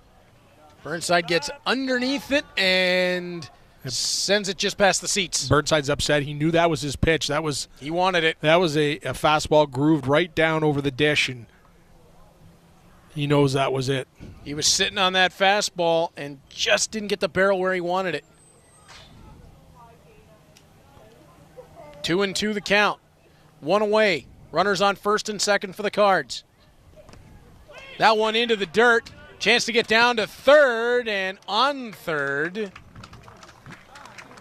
as seeing his opportunity to make the run over, that time was Niles.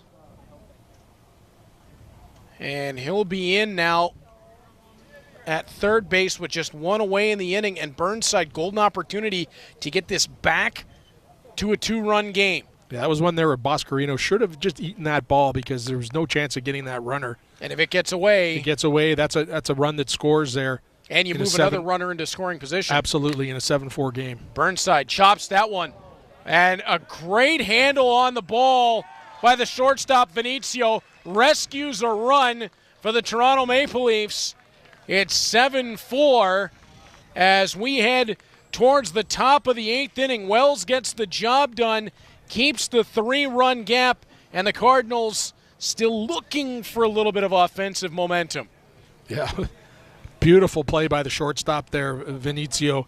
quick hands, leapt for that ball, read the bounce, started that double play, and got the Leafs out of that inning. That was huge. That was an opportunity missed there by the Hamilton Cardinals again. Two men on base the previous inning, and they just haven't been able to get him around. But so impressed with Vinicio, their shortstop, and what he's done so far in this game. Dari Torres is going to come back out for the Cardinals to start the 8th inning. Troy, 6 outs left for the Hamilton Cardinals offensively. Defensively, we've seen some good pitching overall on the night. The 7 runs, I don't think you label onto the pitchers. Salcido, Fernandez, and Torres, I think have combined it to throw a pretty good ball game. Some unfortunate bounces plagued Salcido in this one. A couple of home runs. But if you're the Cardinals, the pitching, it seems to have done enough to at least keep you in this game. You've got to do something with the 6 outs you have left offensively. And I guess more importantly right now, you got to get out of the top of the 8th and keep this a 3-run game. Yeah, if you're manager Jeff Lounsbury, you've got to be happy with what you saw with your pitching staff tonight. They've got themselves in and out of trouble a couple times. Fernandez came in, didn't know what to expect from him, and wasn't that exciting, the job that he did. And, 13 games left in the regular season, then we go into playoffs. Everybody makes the playoffs. Right now, Hamilton's sitting in 7th place. I think it's London, I think, that they're matched up with so far if it was the playoffs were to start now. But, you've added a Fernandez into the lineup. You solidified your pitching core here. I'd say solidified your battery, but with Burnside behind the plate, I think that's 2 really important pickups. Yeah, absolutely. And anything can happen in the playoffs, right? Because they're 2 out of 3 in that first round. So you just got to keep at it, and they just need to keep working on the bats and runners in scoring position, get those guys around. And if you're the Toronto Maple Leafs, you are right in the thick of that middle just pack now with the London Majors at 19-8, Guelph Royals at 18-9, Barrie Baycats at 17-12, the Toronto Maple Leafs at 16-12. I saw the red light. That is a jam up of teams, all just within a couple of games of one another. So every game in terms of positioning and potential opponents, huge if you're the Toronto Maple Leafs, because how much would you rather a matchup perhaps with the Hamilton Cardinals or the Kitchener Panthers than having to maybe take on the Barrie Baycats or the Guelph Royals? Oh yeah, absolutely. It's kind of almost I liken it to Allen Cup hockey. It doesn't really matter what you do during the regular season. It's those guys that come in towards the end of the season to solidify your lineup, just little pieces here and there that help you into the playoffs. Playoffs are a completely different animal in Allen Cup hockey, and this is very similar, the level of play. You get hot, you get some players in there at the right position, you get some pitching, you get some timely hitting. You can do some damage in the playoffs and upset a team. Dari Torres with a great sequence on Justin Moore to send him down with a strikeout. And Torres has really settled in here from the 7th to the 8th inning. That's a great point, Trey. You look back at the number of times that you and I saw it personally, whether it was the likes of Randy Rowe and Jason Ward and some guy named Jay McKee that came in for the Dundas Real McCoys on a run like that, or you think back to Tim Kennedy stepping in for the Stony Creek Generals along with a guy like Chris Campoli. Yep. Those late season pickups can be so important. Jose Fernandez, and again, I go back to Burnside behind the plate. I really like what he's done back there tonight. And nice frame on that one. And yeah, he's called a really good game, and the pitchers seem confident with him there. And there was that first inning that things weren't going so well for Salcido. Hit to the second baseman, Giancos, quick over, and that's 2 away on the plate of Niles. And he went out there and calmed things down, and it was an entirely different inning. He got in and out of trouble, and that's what a good catcher can do for you. And again, you look at what we're seeing so far tonight. Salcido had that, as you talked about, that tough open. Then he got back to it, plagued by a couple of miscues defensively. And then you see the talent there from Salcido. He can be a real weapon. Fernandez definitely a weapon. And right now, Dowry Torres is rounding into form right in front of us. Yeah, absolutely. Salcido with 4 innings that he pitched. He allowed 10 hits, 6 earned runs, got 6 strikeouts, faced 25 batters in that first half of that game, and got 8 up 4 innings for Jeff Lonsberry. And again, I don't think the stat line on Salcido, even tonight, let alone the season, is indicative of the talent. You see the pitch mix, the way he can spot it when he's on.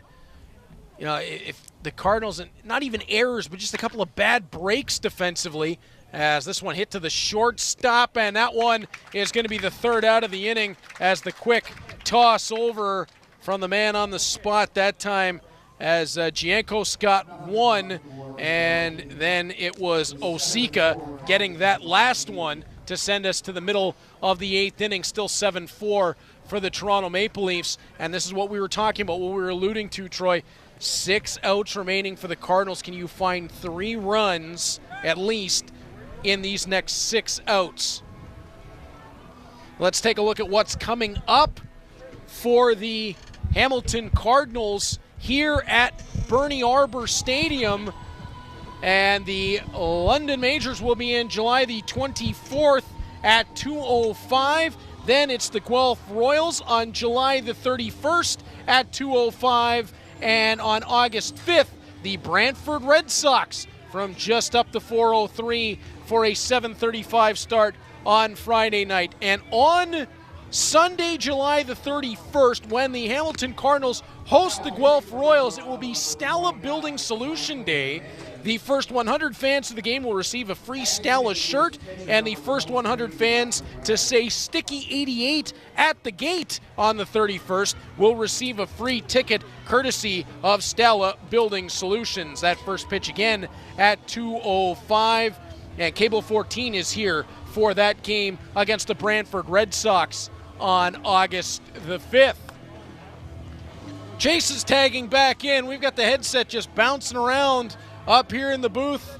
And Chase, we're seeing a lot of back and forth in this ball game, as now Franklin Hernandez will make his entry in for the Toronto Maple Leafs. Hamilton has limited the damage. You take a look at the scoreboard.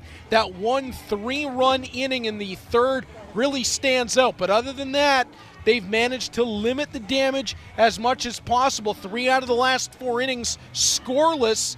Can they get this offense going? And does it just begin with something simple? A little loop or a walk? Just something to get runners moving. Yeah, he's got to get guys on base right now. And it can just be, as you said, it can be something very small, something very easy, where as long as the team gets that jolt and the energy, they just got to be able to keep it rolling, keep it connected, because they're getting some good hits and some good bounces. It's just Toronto defensively has been there when the key moments happen, with a great knockdown if it's at 3rd base, or Mara at first. That's been unbelievable. They're just a picking machine when anything comes his way. So Hamilton, they just got to try to break that last line of defense and just get the guys on the base path and just keep them moving, as Troy pointed out. And we go back and forth in terms of topics here. Playoff positioning. Take a look at the scoreboard out of town. Right now, the Toronto Maple Leafs, you got to think fans of both the Brantford Red Sox and the London Majors tonight, their next leap would have to be the Barrie Baycats, and they're getting help right now. The London Majors with a 4-1 lead over Barrie in the top of the 8th. Brantford not helping them out against the Guelph Royals, so that's a 6-1 lead for Guelph, as Josiah Devapalin is up at the plate. And the Toronto Maple Leafs, if they were to hold on to this game, would actually jump the Barrie Baycats.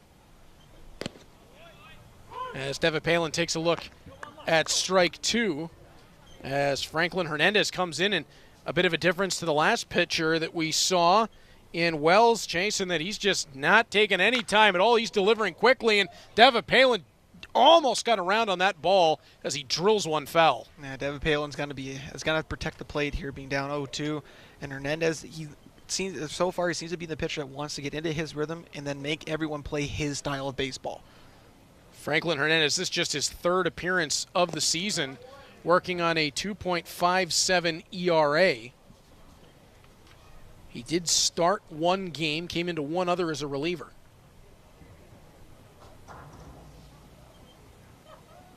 One and one record, 1-2 right now to Devapalin, and that one a ball low.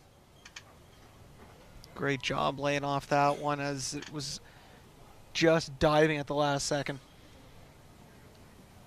Devapalin looking to get a little something going offensively here for the Cards. Again, does it start with something small? 1 for 3 on the night is Devapalin.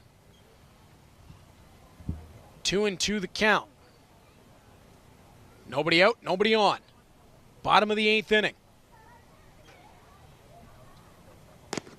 And that one dives low, and Devapalin watches it in for a full count. Hernandez trying to find that outside plate placement as everyone else has throughout the game, and Devapalin's keeping very calm, very disciplined. Hernandez deals. Devapalin fires that one back into the mesh, and boy, am I glad there is the meshing there, because that one was labeled right between my eyes. I might have been able to catch it for you. That'd be nice. You don't have a glove on, though. Yeah, it's worth it. All right. You have a kid. Thank you. As Hernandez delivers, Devapalin slaps one up over the second baseman's head. Josiah Devapalin gets on with a single to open up the bottom of the 8th. And that's the at-bat the Hamilton Cardinals needed. Devapalin stays very calm at the plate, lets his pitch come to him, gets the barrel around, makes solid contact to just have it loop right in to the outfield between the right fielder and the second baseman. And this can start the momentum. Now they just have to hope that they can keep the players moving along the base path here. Well, that will be the key. So we've seen this before, that little start. Petner coming up to the plate. 1 for 2 will walk. And Petner has that one come off the bat back into the mesh. 7-4 the score. 0-1 count.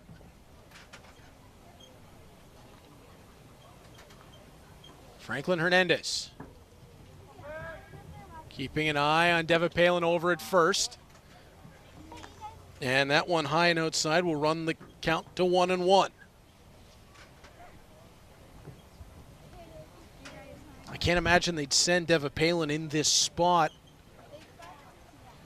even if he is quicker than your standard DH.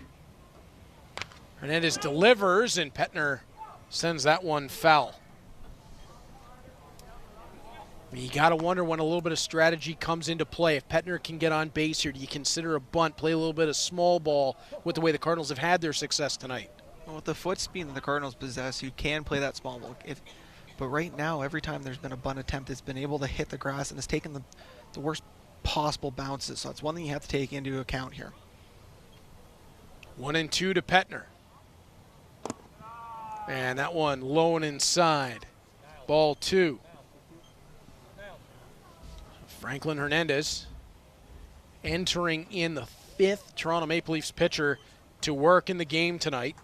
A little bit misleading on the stat, though. Remember, Deska did not even get to complete an out in the ball game before he was injured. As Hernandez, the right-hander. 2-2 count. Devapalin over at first for the Cards. And he's going to be able to get the strikeout as Petner wasn't able to get the contact that he wanted in that at bat. And that will send us to 1 out, 1 on. As we got a pinch hitter stepping in for the Cardinals, as it's Jacob Underwood.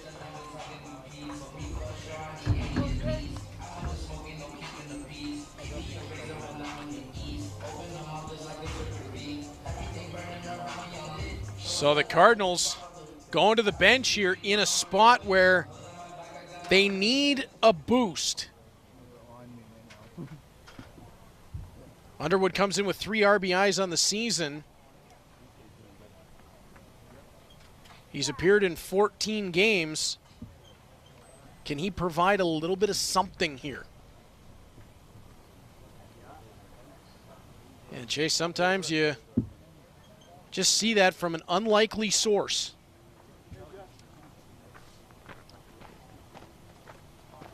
As Fernandez delivers outside, you think back to, I don't know, not long ago, your Washington Nationals as World Series champions. You look at the guys throughout the season, especially into the playoffs, kind of under the radar guys that come in a big moment and deliver a moment that you remember, as a swing over top of it there from Underwood.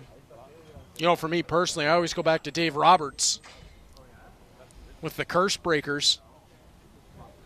Yeah, it's those kind of players, though. Like, they build a character, and from seeing the game from a different angle, it's almost like they have a little extra jolt when they come through the lineup. And Underwood's going to fall down here 1-2 on a really nice pitch from Franklin Hernandez. Hernandez using the breaking ball very well, going to the outside of the plate, making sure it's almost impossible to get the barrel around in time. Cardinals down to 5 outs. They need at least 3 runs, and Underwood is going to be set down on the swing, make it down to 4 outs. Deva Palin on first. And they need something here. The shortstop, number 20, Tristan Osika. Osika's been really good tonight. 2 for 4. He scored a run and delivered an RBI. Can he deliver something here and get Josiah Deva Palin moving around the bags? You talked about the foot speed, Chase. If you can get Osika on base as well, it delivers a guy with really quick feet that you can send in motion. And at 2 outs, everybody's going to be running anyway. And Osika, he possesses a good contact hitter. So if he can get a piece of this, he can put in a decent spot here. That one to the outside. Hernandez trying to get Osika to chase. So we've seen Louis Jean, who unfortunately went out early in the ball game due to injury. Veilleux and Sanford all now replaced in the ball game for the Cardinals. And of course, in replacing Jean and Veilleux, that's a .317 and a .343 batter. Veilleux, who is 2 for 3 in the game tonight. Hernandez delivers, and that one hit Osika. And he's on his way down to first. And that will bring up Giancos. Stepping up to the plate, the second baseman, number 16, Tyler Giancos. Tyler Giancos from Bolton. No, that's mine. I can't tell either. 0 for 1 with a walk. And Chase, this is who in the lineup replaced Louis Jean, and this would be a big moment if Giancos could come through. He's showing some good patience at the plate and in the visions there. All he just needs to do is be able to find one of the gaps or a looper, and he can change the course of this next inning and a half. 2 outs. 1-0 from Hernandez. Inside, runners on first and second for the Cardinals. Deva Palin at second. Osika at first. Anything into a gap in the outfield, and Osika can get on that horse. 2-0. Hernandez delivering to Giancos. And it's going to be 2-1 as Giancos takes. As hard as it is in these scenarios, you have to wait for your pitch. You just can't go out and swing. But you're very eager at the plate right now. If you get that pitch, you got to make sure you get contact on it, as Giancos wanted that one, and it fouls back. 2-2. 2 outs, 2 on, bottom of the 8th inning.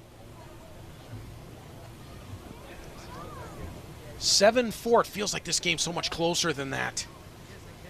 And Giancos, with one swing of the bat, can get it a lot closer than that. Fernandez delivers.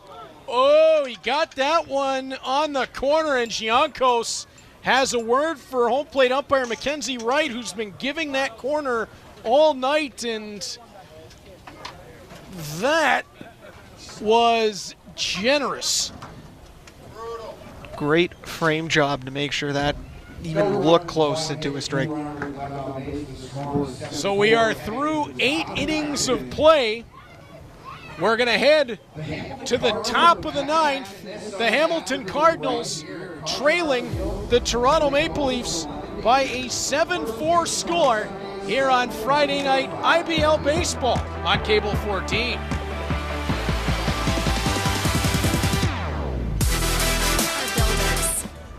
Women build leaders. Women build innovation. Women build each other up. YWCA Hamilton hasn't stopped building. Now we need you to help us build a Hamilton first. Affordable housing for women and children.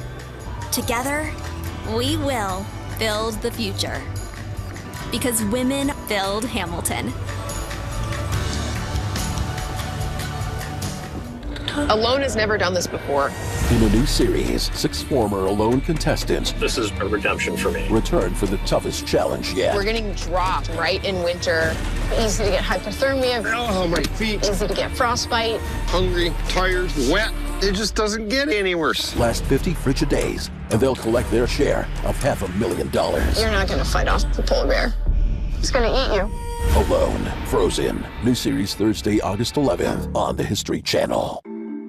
When it comes to drugs, how much freedom is too much for kids?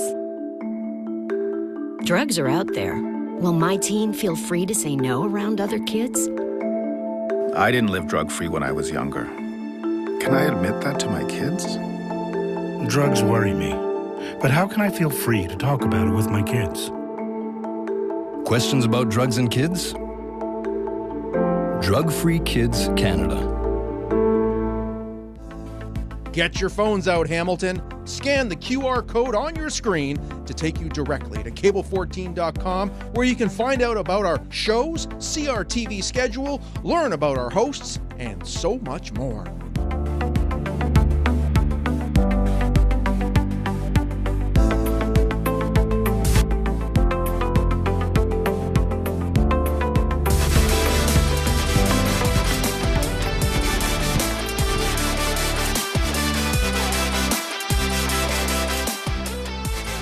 Welcome back inside Bernie Arbor Stadium, and we are to the 9th inning with Steven Strecker on the hill out of Dundas, 6'5", 205-pounder, rocking the Matt Strom here. Left. Get left. And you want efficiency. Strecker, a .9 ERA in 9 games on the season, 10 innings pitched. He scattered 7 hits, 1 earned run, 1 walk. Opponents working to a .206 batting average. He's not just good, he's outstanding. If you want to talk about pure domination on the pitcher's mound, that's it. That's right up there, yeah. No, sorry. McCaskey steps in, and Strecker gets him swinging on that first one. Boy, and a towering figure on the mound, too. I don't think... And that's got to be imposing. Looking out there and seeing Strecker, and then that... Would you call that a 3/4 slot? It's definitely got a sidearm to it, but I don't know that I've ever seen that sidearm delivery. No, that is definitely new to see. That's it. That's the only As he comes out of it, he doesn't come over the top. He sort of keeps it around the side. Older than your mother, probably. 2-1 count. He does have good hair. You heard Josh Niles in our headset making a joke first about the age of Strecker, and then he does have good hair, though, I believe. Yeah, I had like blonde mullet. And that has to be the best hair in the league. He's like, why'd you cut it? It looks great. Well, hang on now. Niles just said he has a blonde mullet. mullet. It did. It really did. I wish we could have a conversation with him. He's quite the character down there at first base. He likes to chat, which is never a bad thing for a first baseman. No, not at all. Yeah, it's kind of cool. Strecker looking in, 3-2 count. And that one just off the plate did not get the outside corner as generous. 6 cameras. As that's the kind of thing that's going to make the Cardinals a little upset. And there you see Niles having a conversation over at first. Yeah.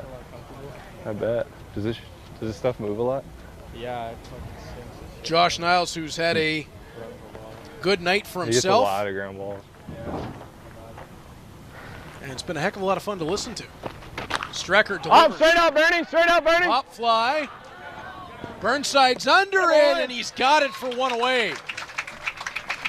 Great tracking by Burnside. As it starts to twist away from the body, he's able to follow it perfectly to get that out. Yeah, it started to look like it was going to get away from him, and he was able to find it. Dan Mara steps his way in. You say you go to a juke on Tennessee? Troy Islikar just made a jump shot into the corner.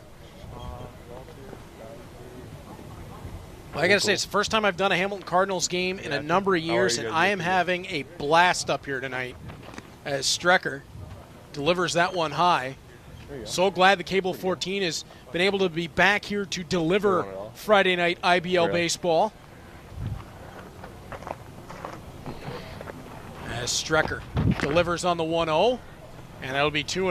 And Strecker has a look into home and says, what's going on here? He thought he caught the inside of the plate there.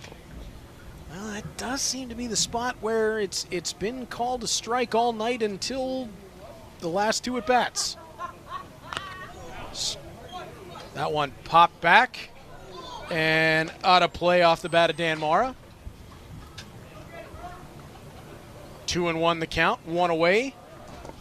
Here in the top of the 9th inning, the Maple Leafs with a 7-4 lead over the Hamilton Cardinals. Strecker delivers. Mara flies that one into left, and nearly a tremendous diving catch. The effort was there from Sean Petner, who moved from third to left here for the 9th, and he nearly came up with that. Yeah, Petner kind of gets stuck in the scenario. Does he let it drop and take it off the one hop, or delay out and try to make the catch? And that split second of indecision caused it just to drop just in front of him. Well, he got the ball. He just couldn't get it secured before he made contact with the grass as Tamani steps in. Strecker will be 43 years old on July the 29th. And still pitching at this level. That's impressive. I mean, what does that put him up there with? The guys like Chris Chelios, Nolan Ryan was dominant into his 40s. Tom Brady. And the side movement, it's almost like the ball's moving more horizontally with the spin. Yeah, it's difficult to describe that pitching style. It is. I haven't. Maybe Chad Bradford was the last pitcher I watched. I know his was a real sidearm submarine, but the last time I was really mesmerized watching a pitcher deliver like this, probably Bradford. It's just something completely different. 2-2 the count, 1 away in the top of the 9th inning. Strecker delivers, and that one fouled back. As you see, Strecker on the bump, and he goes all the way back. Hamilton Cardinals since 2019, 2010, debuting with the Brantford Red Sox. Long IBL career. Is this one put on the ground? Shoveled over to Giancos at second, turn to first. Oh, what a double play that was. Osika and Giancos, the combination. Niles with great hands at first to secure it. The Cardinals get the double play and get out of the inning. That was downright impressive. The little flip there, those plays make everything just look more poetic. Everything just goes nice and smooth. That's fun baseball to watch. Are you kidding me? We go to the bottom of the 9th inning. The Hamilton Cardinals need 3 runs to even this one up, but they might have the highlight of the night for this one as Strecker induces the ground ball into the inning-ending double play. Tamani on the ground, and then look at this turn. Osika, Giancos, and Niles combined. Oh, that's wicked stuff. I don't know what's more impressive, the flip, the throw, or the stretch to complete that play. It's all there. It's all there. It's everything you can want and then some on that play.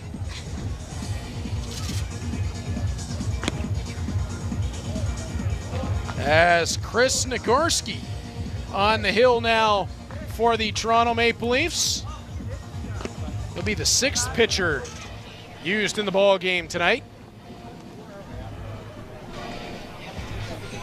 As Nagorski comes in 3-1 on the season. He's appeared in 13 games, 2 saves, 13 2/3 innings pitched. Opponents still working to a .328 average against Nagorski, 7.24 ERA. He's got the most saves on the Maple Leafs, Chase, but at the same time, some of the underlying numbers, I don't know. Hamilton, they're showing that they can get on base. It's just when they get the runners in those positions or the scoring positions, they just haven't been able to cash in on those opportunities. 3 outs to go. Can the Cardinals find some offense? It'll be Duncan to open it up here in the bottom of the 9th.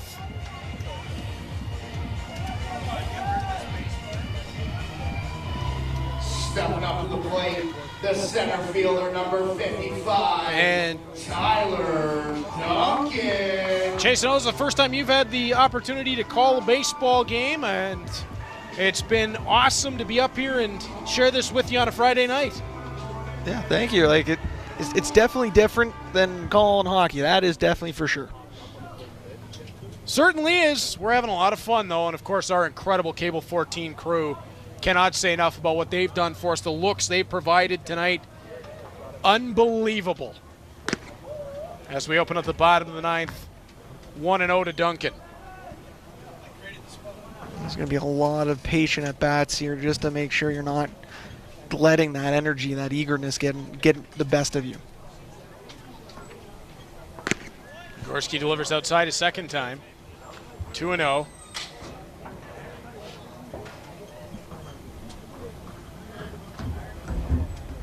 Again, Nagorski leads the Maple Leafs in saves, but has worked to a 7.24 ERA. Opponents at a .328 batting average, and watch out, Duncan into the parking lot.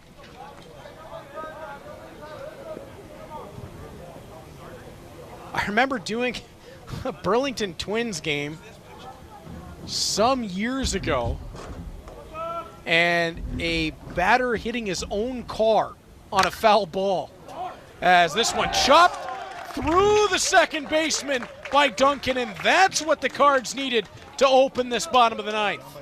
Yeah, to get the momentum going here, get the boys fired up on the bench. Just a nice little poke, gets just underneath the second baseman's glove here for Toronto, and Duncan's having an impressive game today. Absolutely. The outfield assists at the dish. He's been getting it done. Josh Niles steps in this dangerous back-to-back batters here to have in the bottom of the 9th for the Hamilton Cardinals. Just to finish up what I was mentioning moments ago, I remember the foul ball being hit a car alarm going off, and everybody kind of turned, and you heard, I can't remember the fellow's name who was batting. He just turned and yelled, "My car!" He'd stuck it into his own back window. That's got to be the worst feeling ever. Oh, you can't even blame anybody else for it. Niles on the ground.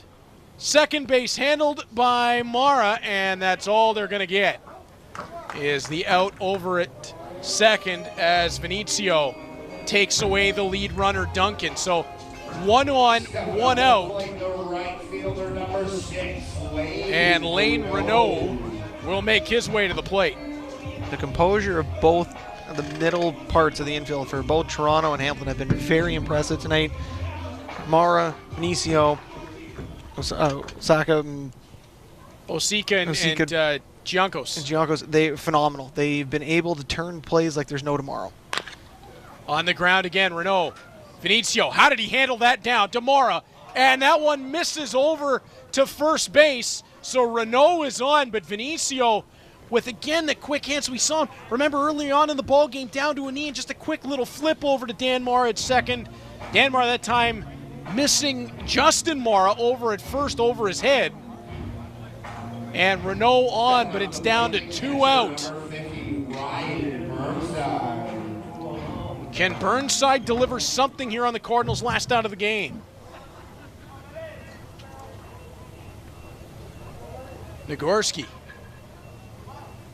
He's given up contact, but his fielders have had his back thus far. And it's 0-1.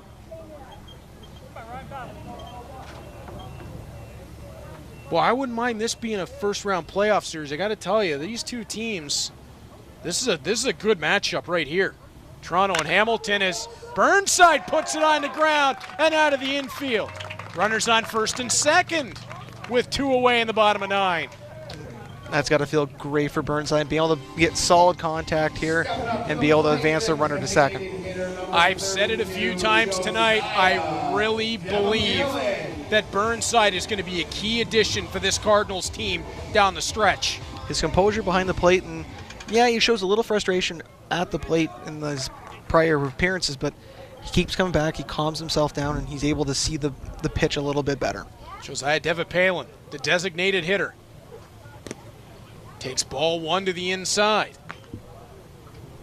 And things have gotten really interesting here in the bottom of the 9th at Bernie Arbor Stadium. The Cardinals down by 3. They're down to their last out. But they've got runners on first and second. Nagorski delivers. Devapalin shot one right over, and Salazzo picks it out of the air. That will be the ball game. The Toronto Maple Leafs will come away with a 7-4 victory. A hard-fought night for the Hamilton Cardinals. Chase, they don't get the win. The losing streak continues, but a lot of positives to come out of this game, whether it's Salcido, whether it's Fernandez, who looks like a superstar in the making. Torres was excellent. Burnside behind the plate called a really good night, a really good game tonight. I think that the Hamilton Cardinals are going to be heard from down the playoff stretch. Oh, for sure. Tonight's final box score. As we are going to send things downstairs to our Troy Islikar, who is standing by with the Hamilton Cardinals' own second baseman, Tristan Osika. Tristan, upsetting loss for Hamilton. You guys were in this one the whole way, but you got to be impressed with the way this ball club hung in there tonight against this tough Maple Leafs team. It comes down to execution at the end of the day. I mean, we had runners from scoring position multiple times, didn't cash anybody. You know, we had Jose Fernandez and Dowry go out there and shove near the end. That's what you need to do in those type of games. Yeah, we kept fighting, man. That's what we're always going to do. It's what we love to do. We love to fight. Couple additions to the ball club here, and you know, you're looking at the playoffs and the pitching we've seen tonight.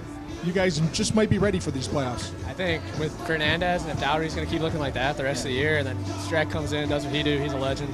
You know, I mean, I love the pieces we've added. It's awesome. We look good today. I think it's only up from here, to be honest. And what can you guys do to work on that hitting? You know, that seems to be the only piece right now where you guys are struggling. We just got to squeeze out at bats, man. It's that clutch factor about you got runners scoring position, you got to bear down, you got to put a ball in play, you got to fight. You know, strikeouts aren't going to help you in that situation. Thanks very much, Tristan. Thanks for your time. Good luck for the rest of the season. Thank you. Right, guys, back up. I really believe as Troy doing a great job down at field level and feeding us the stats tonight, as well as popping in with you here, Jason. Travis Osika, he's a very impressive, Tristan Osika, sorry, I'm thinking of our producer, Travis. Tristan Osika, tremendous young middle infielder for these Hamilton Cardinals, and he said a couple of things that I think really stand out. He loves the pieces that they've added. Dari Torres was outstanding in his appearance tonight. Jose Fernandez, monster ad. That's the kind of guy I think that can get this Hamilton Cardinals hitting going. He can really get his teammates up. Osika's showing great leadership qualities. They're talking about squeezing out at bats. They bring that around. This team will be heard from down the stretch and in the playoffs. Oh, they can be a powerhouse into those playoffs because they're going to get we saw the pitching, I think, take that step that it needs to take tonight to get the ball rolling, get the confidence up between the bullpen, the bench. It's just getting that little bit more confidence at the plate. They're there. They're seeing it. They just got to be able to get those. They get the ball into the outfield and just get some of that time for the runners to stay on the base path. If they can bring that offense around by the time we're back here on Cable 14 August 5th, this Hamilton Cardinals team could be a whole heck of a lot different, and they are, I believe, going to be heard from down this playoff run. That's all tonight for Friday Night Baseball here on Cable 14 from my broadcast partners, Troy Islikar and Chase Duthie. I'm Reed Duthie. Thank you to our entire Cable 14 crew for a wonderful night here at the ballpark. We'll be back with you on August 5th at Bernie Arbor Stadium.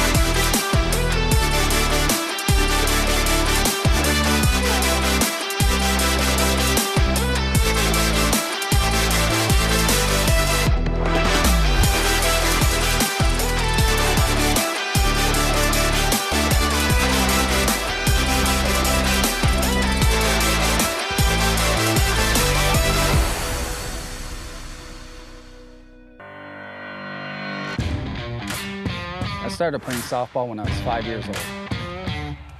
I loved it because it was all about having fun with my friends, and it still is.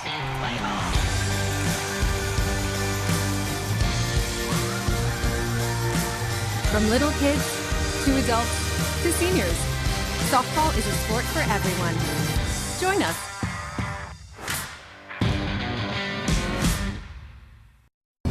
The FBI put me on that train. Who's running loose in Michigan? He's a Marijuana cartel associate. The